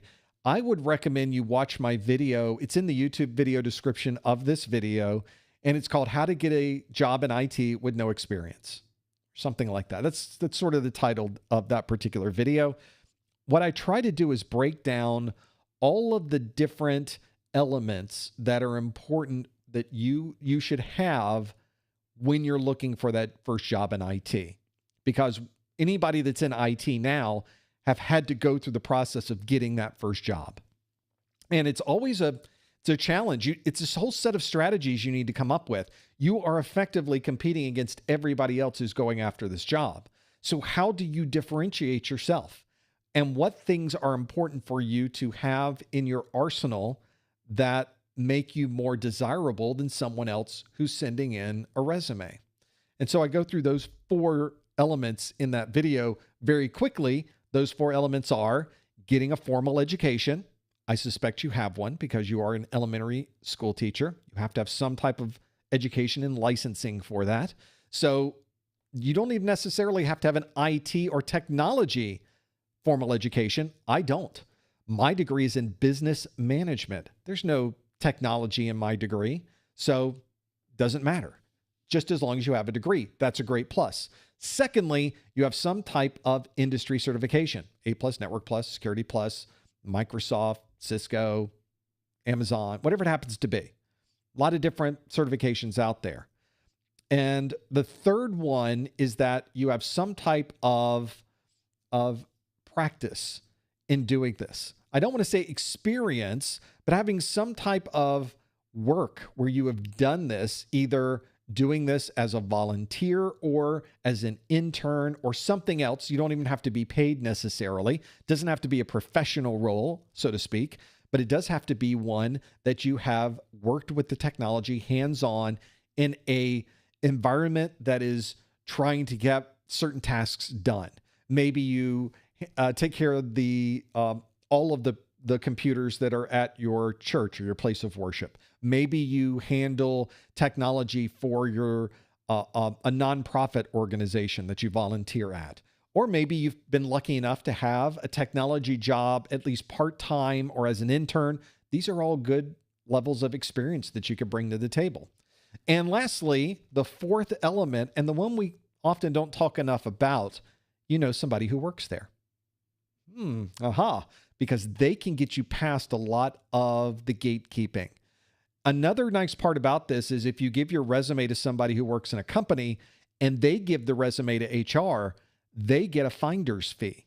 So they are not only motivated to get that resume from you. In fact, they might ask you for your resume before you have a chance to ask them to take your resume. They might say, oh, do you have a resume? I'll take your resume. I'll give it to HR. So if they are the first one giving your resume to HR and you get hired, they get a bonus. Win-win. That's a great thing that happens. And knowing someone who works there makes other people who also work there more comfortable with you. Oh, you know Fred in accounting, you know Becky in marketing, you know the CTO. Well, then let's talk a little bit more, because now there is a personal connection there. You're not just a nobody off the street. You're somebody that they can put a face to a name and refer with someone else. So all of those things are good to know. So another part of that video, I talk about doing research on potential employers. In your area, in your geographical location, there are probably a set of employers that are common. You go driving down the interstate, there's a big building. Oh, there's another big building. Make a note of the big building names. Make sure you know who is hiring the most in your area. Look at the business journals for your area. Who are the top 10 employers in your area? Often this might include hospitals and government, but it also includes private organizations as well. Find out who the top 10 is, or the top 20, or the top 25, or top 30, and start looking at their website to see what job openings they might have available. And if they have a job opening that you are truly qualified for, make a note of that in your spreadsheet and document what are they looking for formal education. What are they looking for from a certification perspective? What other things do they want us to know about? And start compiling that list. And then once you have a list of 10, 15, 20 different companies in your spreadsheet, now you can take a step back and look at the spreadsheet and determine, is everybody looking for a certain type of certification? Does everybody want you to have an A+? Maybe that's the one you should go after. Or maybe you work near the federal government, DC. You work in Washington, DC, Virginia, Maryland, or somewhere nearby. There may be a lot more jobs asking for Security Plus than A+. So depending on where you are in the world might depend on what the answer to this question is about what do you do next. The other piece that it is important, but perhaps not as important with your first job, is it's useful to get certifications that interest you, because an interest garners more knowledge in that particular topic and therefore garners more value to an organization. And that's something that becomes very useful perhaps after your first job. You don't really have a lot of room to decide direction when you don't have the job yet. So the important thing is to get your foot in the door and get that first IT job. From there, you can now start leaning one way or the other. I often talk about getting an IT job as being in a canoe in the middle of the river. You sort of have a paddle, but you're effectively at the whim of the moving waters. The current is going to take you down the river, and the river is going to wind around to Windows operating systems, Windows Server. Maybe you're doing a little bit of Linux. It's taking you wherever it wants you to go. But at some point, there may be something that really interests you. Maybe you put the paddle in the water and you sort of shift the canoe over that way a little bit more. That Linux stuff was fun. Let's see if we can do a little bit more Linux. And the more you learn about that, suddenly the bigger your paddle gets, and you have a lot more control over what direction you go. And as you start going through your IT career, the more you know, suddenly you're in a bigger boat. Suddenly there's a motor in the back. Suddenly you've got a steering wheel. And in the best cases, it's a yacht. I mean, that's the great thing about IT, is that there's really no top. There's no ceiling. There's no certain level where you have to stop. You could just keep going and going and going and going and going. So it's really up to you and the type of life you want to live, the location you want to live, the things you want to do, the topics you want to learn. That's really about what you want to do at that point. Now, another thing that's interesting about IT, and this will happen all the time, constantly throughout your career, you will constantly be learning because there will be new technologies coming down the line that nobody has ever worked with before. This puts you in a very unique position, especially in the cutting edge of technologies, to be able to ask for much more flexibility, salary, options than you ever had before, because now you're part of a skill set that's very, very, very small, but you've become an expert in that skill set. So there's sort of a combination of places where you find interesting niches in IT. That's one of them. Another interesting niche I often find are people that are working with legacy technologies. And I mean really legacy technologies. Things where these are so old, there are very few people in the world that know how to take care of it, but they are still very important to certain organizations. There's a lot of A lot of money in those as well. Those can be very lucrative. So another thing to consider if you're getting into that world. So although I appreciate the question, I just don't have a good answer for you.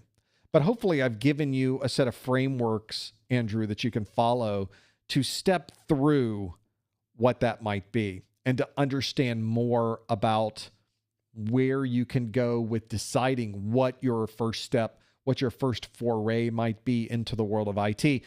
And I really didn't mention it much, but I'm going to emphasize that last element, knowing someone who works there. You may be thinking to yourself, how am I supposed to meet somebody who works at the big company that I drive by on the interstate? That's a little bit crazy, isn't it? Not as crazy as you might think, because we tend to congregate together. And if you are in a relatively large geographical area, the tri-state area, you're in this big city with a lot of people, you may be able to meet these folks very, very easily by going to your local Microsoft user group meeting, your Palo Alto Networks user group meeting, your Amazon user group meeting. Maybe there is a broader technology group that meets, like ISSA, for example, from a security perspective. There are others as well. And there might also be regional IT trade shows in your area. These don't often get in the front page of Reddit or other things you might be looking at, but you might see them advertise places that have meetups online, because they'll post in that, oh, are you coming to the Tri-State IT trade show?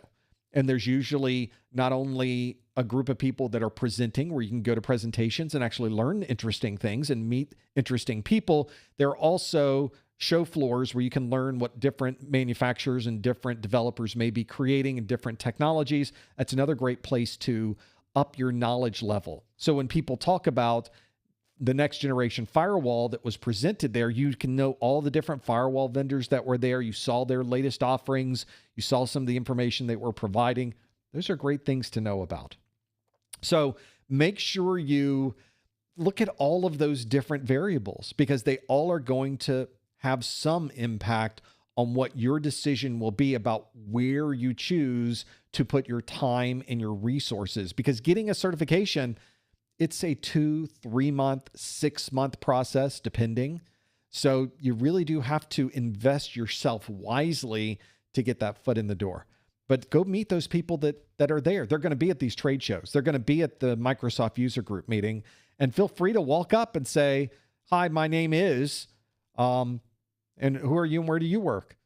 Hey, you work there? You know, I'm trying to get my first job in IT. Here, I got a resume. Can I send you my resume? You know, here's my phone. Boop. We'll just transfer it right there. Might be a great way to meet people, find out more about those organizations, or they might have an idea. Hey, I'm looking for my first job in IT. Do you know anybody who's hiring right now? Do you have any recommendations? What organizations around the area are good? And that might prompt them to say, oh, we're hiring. Send me your resume. So you never know. You never know where this comes from. Let me give you another hint here, another idea to think about here, is get your LinkedIn page in order. LinkedIn can be a very good way to network with other IT professionals. So this might be a very good way to start connecting together with other IT folks around the area. And there's some great opportunities. You just have to find the right people in the right time. It all comes together, and who knows? Who knows what happens at that point? Hopefully that helps you, at least gives you some ideas of where to focus on. I think that might help you from this perspective as well. Let's keep going through your list of questions that you have in this list. There might be quite a bit that we could work through. A lot of stuff that's here. I better get through it quick. I've been talking way too much. I want to get through some more questions. Here's a pretty good one. This is things that I do. Travis is doing some of the stuff that I've been doing recently. Travis says, good afternoon, Professor. I'm planning to take my Core 2 exam next month. I'd like to do some practice on a Linux VM with VirtualBox. Do you recommend any particular distributions for the purpose of familiarization and learning? From the purpose of your Core 2, doesn't matter. Does not matter what distribution you use. All of the commands that are in the Core 2 exam for Linux almost all of them will effectively work on practically any distribution. So you could go with some of the more popular ones, Ubuntu. You could grab Mint. Some people like to be cool and get Kali or get some other security-related distribution. Sometimes the distribution you choose may not necessarily be under your control because you might be running on a platform that doesn't allow you to run all distributions. For example, I'm on Apple Mac, and I've got Apple Silicon in my Mac Studio, which means I have to run a distribution that has a build that's available for an ARM processor. I can't use the Intel processor virtual machine builds or distributions. So there's a number of, I'll give you an example, something like CentOS or earlier versions of certain distributions don't have an ARM build. And I try to load it up in my virtualization front end, my hypervisor. My hypervisor says, can't run that. That's not made for ARM. That's made for Intel. Can't run it. So you might have to pick and choose. Now, fortunately, a lot of the big ones like Ubuntu, like Mint, and indeed others, Alma Linux, and a bunch of others will run. CentOS 9, I think, is available for an ARM build. So just look around. But you'll run into this quite a bit. For example, if you want to run Windows Server in a virtual machine, there is no Windows Server for an ARM build. So I do a lot with Windows Server in our courses because we're doing Active Directory, and I'm showing some Active Directory configurations, and here's how you do it. I'm demonstrating it on the screen. Well, it's not running on my Mac, at least not the one I'm running with Apple Silicon. I've got, in fact, for those of you that are sort of watching, I have this laptop that I use to show the information that we're doing during the live stream. It's an older Intel-based MacBook. That's my Active Directory server. Windows Server is running on a VM on this machine because it's an Intel processor. Now, I could as well take any one of my Intel devices that I have and load up Windows Server on that, but it's kind of nice just to have a laptop that's sitting next to me. So another one of those considerations. So Travis, grab whatever you can find from a Linux distribution perspective. You can't go wrong. That's the good part. And even try different ones. Load up Ubuntu and Kali. What are the differences? They are slightly different. Some cases very different to be able to work through that. And so you can decide, oh, this is a very different front end than this one. This one has a lot more tools than this one does. You can start going back and forth with that one. And it's kind of fun, too, to load these up. It doesn't take long to install Linux. Linux will install 10 minutes. You can download a distribution and get it running if you have enough bandwidth very, very, very quickly. And a lot of these virtualization hypervisors on your desktop have a nice front end for adding a new operating system where they will download it and configure it and install it all hands off. So you can simply just say, yeah, give me Linux. And suddenly behind the scenes, you walk away. And when you come back, you have Linux running on your desktop, just like that. And what's great is you can play around with that, change things around with the kernel, change the configurations, reboot the machine. Has no effect on your underlying operating system. You can't break anything that way. A great way to do it. So go for it, Travis. The sky's the limit. The world is your oyster. You can just grab Linux and go for it. You're not going to run into a problem there. Let's keep going through our list. I'm going to take a sip here while we look at this list. Speaking of virtualization, we'll keep that conversation going with this question from Matthew, who says, would you recommend VMware Workstation or VMware Fusion Pro for Mac OS when trying to run a virtual Windows OS for practicing command line prompts? Here we're trying to do the reverse of what I was doing, or really doing the reverse of what other folks were doing. We're doing what I'm doing, which is running Windows in a VM on your Mac.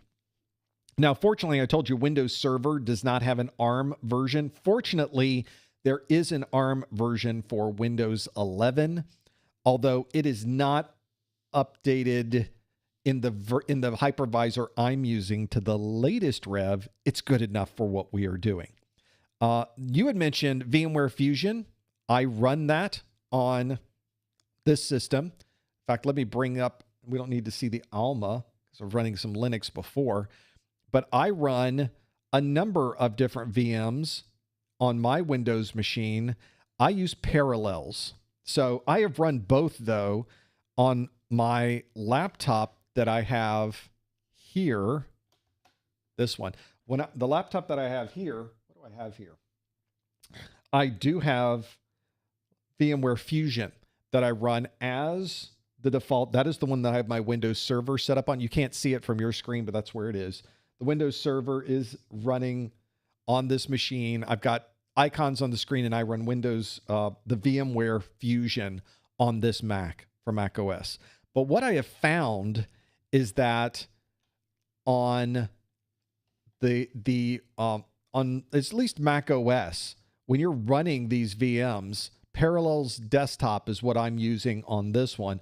Parallels is just so well integrated into Mac OS that it is so simple to get things running and get everything up and running. So here's the Windows. In fact, this is what I was working through to do a number of things to prepare for this live stream. I mean, here's the Windows. You can see it's running in a window.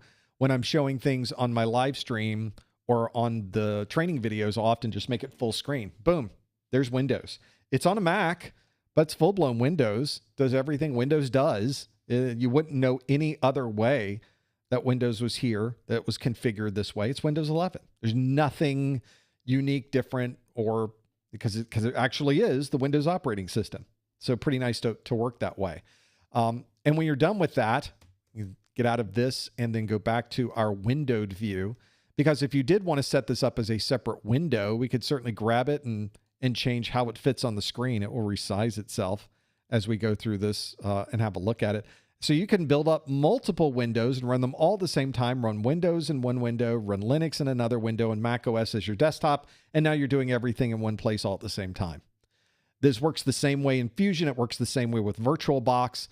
I guess the right answer in this particular case is it really doesn't matter which one you use.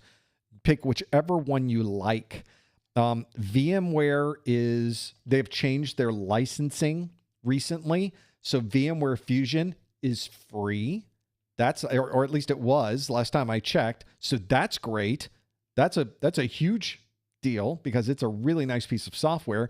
VirtualBox has always been free. You could download and use VirtualBox. It is not quite as elegant as the hypervisors that have been specifically created for Mac OS, but it works great and it's very fast. So that's good. And then Fusion's the one from VMware, the Parallels desktop that I use. It is not free. So that one is nice, but it comes at a cost. So not an enormous cost, but there is a cost associated with it, which means I'd probably lean towards the VMware Fusion to begin with. That's probably going to be everything you need. It's well supported, runs great in Mac OS. All that's going to be nice. So that's my recommendation, Matthew. Go with the Fusion. I guess Fusion Pro is what they're even offering for free right now, right? So fantastic. What a great opportunity to load it up and start using these virtual machines. Not only is that useful for your studies, it's a great skill to have. Become very familiar with how does all this VM stuff work? Let's do some snapshots. Let's configure a new drive and integrate it into a virtual machine. Let's resize a VM drive. Let's start messing around with these virtual machines. Just make a lot of snapshots as you go. So if you mess anything up, you just revert back to a previous snapshot, instantly back to the previous version you were using. Can't beat that, right? That's the way you should do it. For sure, for sure. How are we doing on time? I changed my front end here so I could see things a little bit better. We're doing great on time. Let's do some more questions. Let's start focusing on more questions that you have. Next on our list, so I've gotten a number of questions about this. So I think this is really more of a housekeeping question, but we'll quickly go through this just so you're familiar with it. It's from Caesar, who asks, I noticed you've been releasing videos on the CompTIA A+.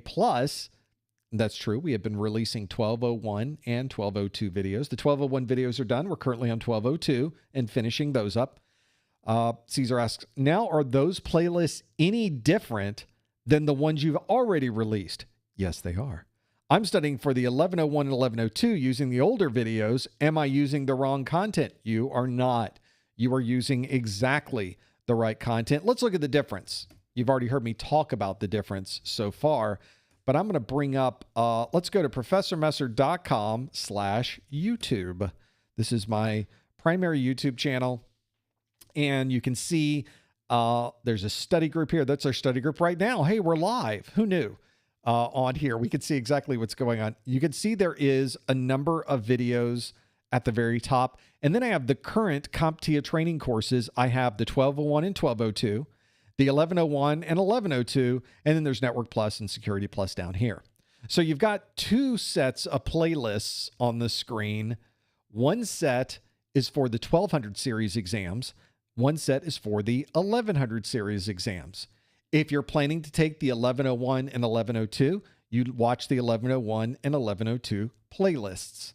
If you're planning to take the 1201 and the 1202, a completely separate set of videos, because although there are a lot of similarities, there are also a number of differences. So I completely recreate these training courses every time there's an update. I just don't do take some of the old ones, put the old ones up, then make a little new video to go along with it. It's sort of like you're trying to if you've ever had to do anything inside your home, let's put in a new kitchen, let's change around our bathroom, let's open up this room and let's change the way the ceiling is, and let's really do a lot of construction to our home. If you've ever been in that situation, you know it takes even more time and more money to fix up an existing home than if you would just raise the home to the ground and build it new. So much cheaper and so much easier to build it new. And that's what we do every time. We build it new every time. So that's why you see a whole new set of videos every time. That's why you see a whole new set of playlists every time. We make the entire course from scratch every time. In my mind, that's the best way to do it, because I can make it a little better every time. I can answer some of the more common questions I'm getting in the video now, because obviously if I release a video on a new topic, I don't have your feedback yet, but you give me feedback every day. So after 3 years goes by, I have a good set of feedback to go by. I can do an even better video. So that's sort of what the process is on this side. So the question that Caesar was asking, I'm planning to take 1101, 1102, then you should be watching the videos that are specifically created for the 1101 and the 1102. Make sure you go through and look at those. That's going to be super important as you go through this process. You do not want to study from the 1201 or 1202 videos, even though there are many, many similarities. They are not exactly the same. They have been specifically designed, created, and released for that specific exam version. That's the important part. Absolutely. So that's my recommendation. Hopefully that gives you some perspective on what you should be focusing on. And now you know which ones I think you should be focusing on too. Let's keep going through this list and going through the other view of this. Let's do a follow-up, shall we? For those of you that watch our study groups from time to time, a while back, we talked about, Alan was asking we were talking with Alan about a number of things that were going on. He mentioned he asked me about mistakes that I made in tech. We all make mistakes in tech. I've made some doozies. So we talked a little bit about those. And I said, he was studying, and I said, tell us how your studies go. Tell us how your exam goes. Alan says, want to come back and say, I've passed my Security Plus about a week after that live session. Yay. This is what we love to hear. This is the type of news that motivates us every single day. It's so nice to hear that. Alan says, thank you so much. You've been super helpful. I have my CCNA coming up next week and my AWS AI certification 3 weeks from now. Alan is not messing around. He is going after these certs, and those are good ones to have. CCNA is a great one to have. AWS, especially AWS AI. Everybody's into AI right now. It's important to know what AI is. It's also important to know what AI isn't. I don't think we've done a good enough job explaining what AI is not. We do a lot of the hype about what AI is now out there, and now we're starting to see kind of a balance is coming to the force. There's been a lot of push on AI, And now all of a sudden, a lot of people are pushing back and going, this is not as good as you said it was. This is not as accurate as you said it was. Whoa, this is nowhere close to being as accurate as what you said it was. So this is the thing that is so useful, is that we are now getting the training we need on these new technologies, and it's starting to take a little bit of the shine off of everybody's view of what we have been offered, the things that we've sort of been saying all this time. So hopefully that gives you some perspective. So I think that's a great one to go after, Alan. Congratulations first. Thank you for following up on this. I love getting these stories. Congratulations on your Security Plus. Best of luck with your CCNA and the AWS AI. I'm going to look into that one myself. That one sounds interesting. Those AI certifications, I've been watching. Everybody's coming out with AI certs. Such interesting things that are going on in the world of AI. So that's another one that I think would be interesting from a certification perspective. I just am curious as to how employers are taking those certifications and what they think of them. Okay, let's have some more folks. I know we're at the top of the hour. Let's see if I can squeeze in another question here before my throat decides to give out. This is the problem, of course, when sitting in front of a microphone, is I want to talk into it. So we'll see what questions I have in those lines. We've done a lot of these I am skipping over because we've covered that topic. So let's talk about this since I brought up AI. Actually, I didn't bring up AI. Alan did, but we're going to talk about it anyway. Israel says, I'm attempting to decide to pursue a bachelor's degree or continue down the certs route. I'm going to talk to that in just a moment too. Israel continues, the IT field feels uncertain with the rise of AI. Sounds ominous. Do you have any recommendations on things to do to stay employed in the IT field? Well, I think it's useful, as I mentioned earlier, to get an understanding of what AI is, but also get a very good understanding of what AI is not. We've been doing, and also, let me also set kind of a table, if you will, because it's also important to know why there is AI. Why are we doing this to ourselves? Why have we decided on this? And it's interesting, a lot of what we have seen has just been marketing. For example, if you go to Photoshop, if you're a Photoshop user, we're all familiar with the sort of broadly what Photoshop does for us. It's an image editing application. And for years in Photoshop, you could highlight an area and tell Photoshop, could you just erase what's there and fill it in with what's ever in the background? Just make up anything that you can't see already. And it does an amazing job at doing that. Content-aware fill is what Photoshop calls that. And to their credit, they still call that particular command content-aware fill. But that's AI. That's what that is. That's, at least in our definition of broadly the consumer definition that we've created of AI, that's what AI is. It's taking something that isn't there and generating new content based on the old content. And therein lies the biggest problem we have with AI, is that it can't create new things very well. It has to base them on something that exists. Anytime it tries to take anything above and beyond or try to guess at something, there is a level of accuracy associated with that. Sometimes it gets it right. Sometimes it does not get it right. And the thing that people are discovering now, and at least getting into their brains now, is that AI is only so good. It is not perfect. It has, in fact, the way that we rate AI engines is through accuracy percentages. So the accuracy percentages are starting to creep up, but we're still in the 70 to 80%, maybe close to 90% accuracy now with things like ChatGPT, but only because ChatGPT has now started to change the way that they give answers. And they now, instead of giving you a direct answer, they give you, well, in many cases, we've seen times where very possibly this is what would happen. They hedge their bets, which effectively means it's not wrong, but it may not be 100% right. So that's what we're starting to see. the idea of this, first, let's take this idea that Israel has of deciding to, do I get a degree, a formal education, or do I go down the certs route? That is not an option. There is no fork in the road that exists anywhere where that is a decision. That is not an or decision to make.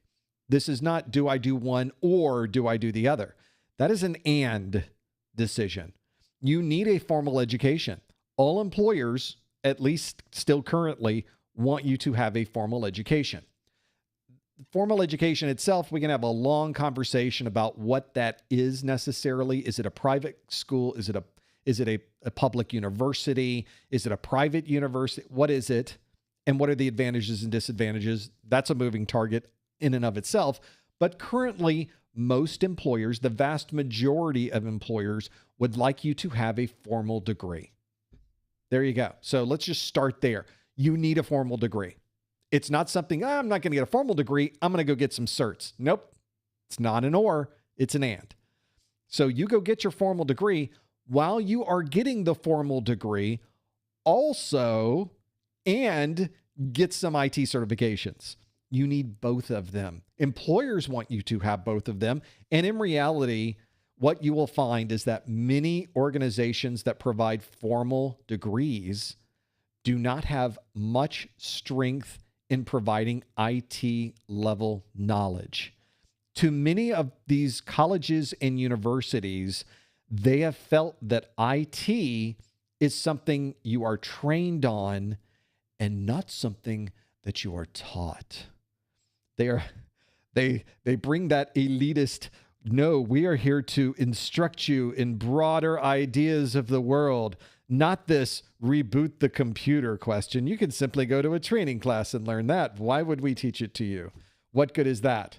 Oh, it pays 6 figures? We probably should be training you on that. Oh, well. But then again, universities also train you on things that make well under 6 figures, that make $20,000 a year. So I still haven't figured it out yet. So they do not have your income in mind when they're trying to give you a degree. They're trying to give you a broader perspective of the world, whatever that is worth. So that's the problem, is that there are some great four-year degrees you can get. Get one in technology, get one in business, get one in science. You know, it's important to have those degrees, but there are other degrees from a university that are not going to help as much in your work towards getting that first job in IT. Liberal arts studies is interesting and it's fun, and it does open your mind and make you think about things in a different way, but it doesn't help you in an IT career very much. Not a lot. It's difficult. It's a challenge to make that help. So that's the difference. It's a balancing act. You have to figure out which way is the most important for you. So that takes us to this next question about AI. So right now, there has been a huge push for AI and people saying this is where the world is going. Why would we need technical people any longer? The computers are self-aware. They can do this for us. They can fix their own problems. They can build themselves. It's AI. We've seen all the movies. We know how this works. This reminds me, in fact, of the concept we had when Apple, you should go back and watch this on YouTube somewhere. Go back into the archives and watch Apple's release of their iPad. Even better, watch the responses to Apple's announcement of the iPad. First, everybody made fun of the name. Everybody made fun of the name and said, well, that's a stupid name. This product's going nowhere. Then they said, PCs, we're not even going to need PCs any longer. You will no longer need a laptop. We can get rid of the laptops. We can get rid of the personal computers. They are gone. We are all going to tablets. And in fact, many people would say, well, I guess you're going to have to find a different certification to do. A+ is going to be worthless because they're getting rid of the operating systems. They're getting rid of the PC. They're getting rid of the laptop. How'd that turn out, by the way? Okay. So now instead of the hype, we sat down and really looked at it and go, you know what? PCs still have their place. Laptops still have their place. And tablets still have their place. And we figured out a happy medium through all of them. and figured out where they go. But none of them replace the others. This is what I feel like is going to happen with AI. I know I'm talking a lot and we're way past the top of the hour, but let me give you my broad brush on AI. There's amazing things we're doing with artificial intelligence. And the reason that we've seen such a huge growth recently is we've only now come to the point where we have a way to sift through every bit of data in the world. I'm just going to say broadly, we're going to describe it that way. Maybe technically it's not all data in the world, but effectively it sort of is as far as we are concerned. And the problem we've always had up to this point is just storing data and being able to sift and look through that stored data. First, there wasn't a lot of places to put data. If you go back even 10 years, we're just getting SSDs. They're not very big. Hard drives themselves are only a few terabytes in size. Imagine having all of these stuck in a machine and trying to store data on that and trying to sift through it. It's difficult because it can't store that much. Well, now we introduce the cloud. Now we have new storage technologies. Now we can store even more information into a much smaller place. Imagine if you had all of the data you would ever need for a particular topic, a particular project, a particular application. Now sift through all of that data to find the little needle hidden in that haystack. And that's what AI is effectively. That's what has really driven AI, is now we can have these enormous repositories of data. This data might be, let's take, for example, some of the worst problems we're trying to solve. What about cancer? Imagine all of the data we have on lung cancer, on breast cancer, on skin cancer. We have all of this data. What if we can now all put it into a huge database and have a machine start looking through it to find interesting things? We've never been able to do that before. Now we are.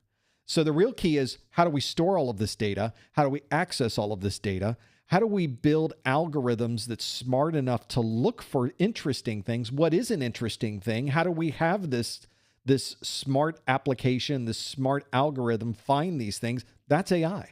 That's effectively what we're doing with this technology. And amazing things will come from this. Amazing. Not just weird graphics that have, oh, it's a cat holding a balloon. That's not AI. I mean, it is, but it's not. That's not what we're trying to do. That is sort of a side thing that just sort of happened because we started to create this generative function of AI. So now there was a lot of push in the media, a lot of people saying AI, it's so great. Look, it's automatic. Oh, it's a cat holding a balloon. What more do you want? But everybody's now starting to see, oh, I asked it a question and it gave me a wrong answer. They're now starting to see AI is not perfect. There are problems with the way that it works. There was a great article I was watching, or a video I was watching, where they were showing, try to get AI, at least that iteration of AI they were talking about, try to get it to show you, build a generative image of a watch showing the time of 3:37. And they couldn't, because every picture of a watch you've ever seen has the time of 10 minutes after 10, because it looks good on an analog watch to have it with that V at the top of it. So try to get generative AI to figure out any other time. It doesn't understand what a watch is. It doesn't understand what those hands do. It doesn't understand the words that are there. And that's why you always see in generative AI has these weird characters that it creates. And the watch that it builds is funny, look, because it doesn't know what all these things are. And so we're trying to make a better generative AI because of that.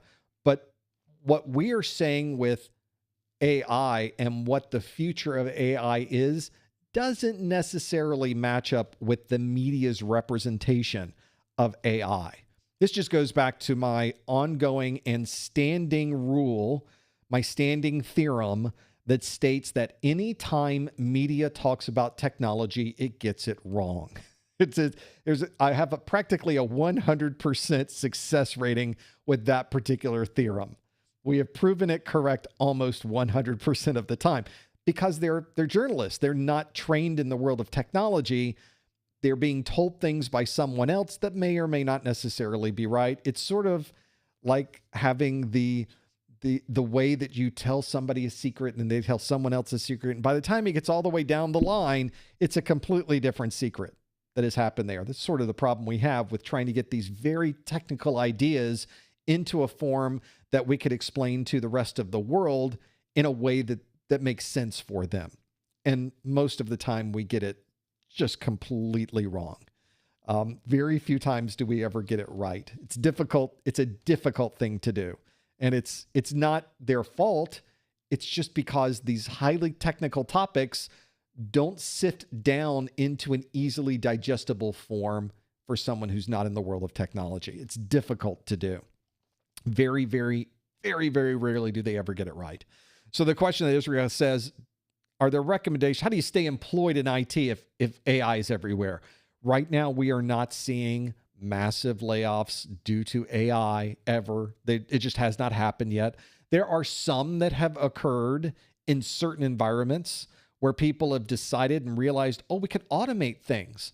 Well, we've been doing automation in IT for 50 years. It's not something new. We've just found a new way to automate. And that's really what AI brings to the table for many people, at least the generative part of it. If it was that easy to automate with AI, you should have probably automated with it a long time ago. It could have been done a lot easier. We've been doing these AI generative functions for 10, 15 years. We've just not called it AI. And I think a lot of companies want to believe it will make them more efficient. They want to believe AI will be the big change that makes the huge difference in IT and makes everything so much easier.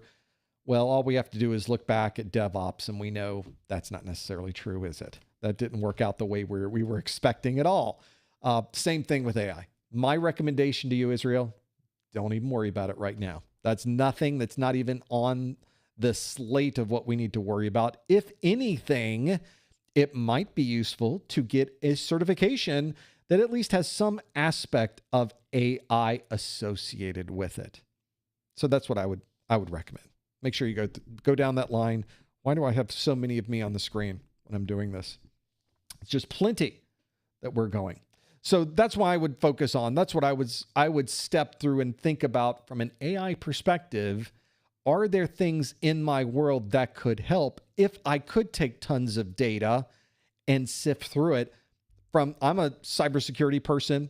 As many of you know, I spent years working for a next generation firewall company, collecting data, looking at logs from switches and routers and firewalls and servers and Linux and Windows.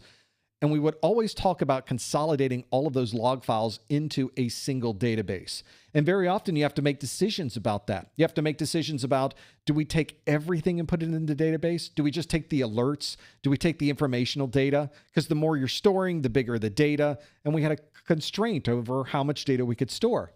Well, imagine if you didn't have constraints. Imagine if you could sift through all of the data. Imagine if there was something that could find correlations, that could find things happening abnormally in your environment, that could consolidate everything and alert you if something was going a little bit weird in the world of IT security. That's AI. That's where we should be focusing our efforts. So if anything, I don't think it's getting rid of any IT jobs. I think it's making more of them. So we'll see where that goes.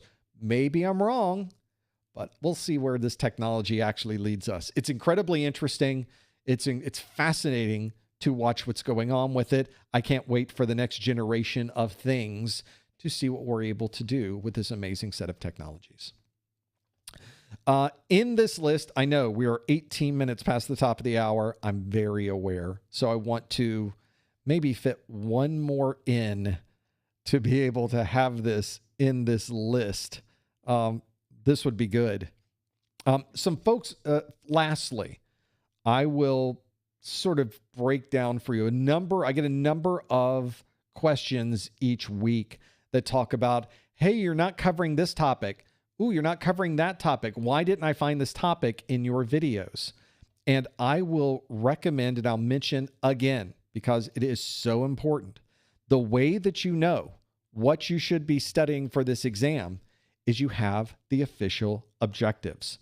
So anytime someone presents to me, hey, you didn't cover this topic, I go, oh, well, can you point to that inside of the exam objectives as to where you saw that? And if you can't, you should not be learning it because it's not necessary, at least for your certification, you shouldn't have to worry about it. Obviously, you're going to be learning things throughout your entire career. But as far as the exam is concerned, these objectives are your checklist. If it's in this list, you should know it. If it's not in this list, do not waste your time because they're not going to ask you about it. They stick to this list like bees and honey, or is it a bear and honey? Anything with honey, they stick to it. They are on this list.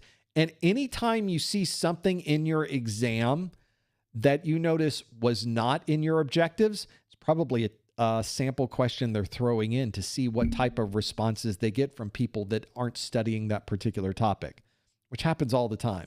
And by the way, those aren't graded when they ask those things. So stick to the objectives. It's the important part of this. And if you're going through other materials that are going through something that has nothing to do with the objectives, you can ignore it. It's not going to be on your exam. It's a waste of your time, if anything. Stick to the objectives. Why do other training materials do this? I don't know. You'll have to ask them. I have no idea why they're teaching you something that is unimportant from the perspective of the certification exam. It may be important broadly. It may be important for things you do in your career later on. It may be important in the world of IT, but we're trying to pass a certification exam. So stick to that. There's only so much time in the day and so many neurons I can ask to fire. The synapses are tired already. Let's try to focus on these. And as I've already told you, if you know every single one of these objectives that is in this list, you're going to pass your exam with no problem. So why would you bother going outside the list and wasting your time? Stick to the list. One of the most important things you can do. And it is something that can really help you focus, and prepare you even better for this exam. Well, I think that's a very good place for us to finish up with this week's study group. But we're not done for the month. We've got another study group next week, our Network Plus study group, which is normally on a Wednesday. Next week is on a Thursday. So a week from today, put it in your calendar or go to professormesser.com/calendar, and you'll be able to see that our study group is listed right there. We'd love you to come back if you have any interest in Network Plus or you are studying for Network Plus. That's the study group for you. We've got all new questions, performance-based questions. You'll be able to ask questions in the after show. Same idea, but it's just for Network Plus, the N10009 exam. Thank you so much for joining us. We will see you next time on the A+ study group.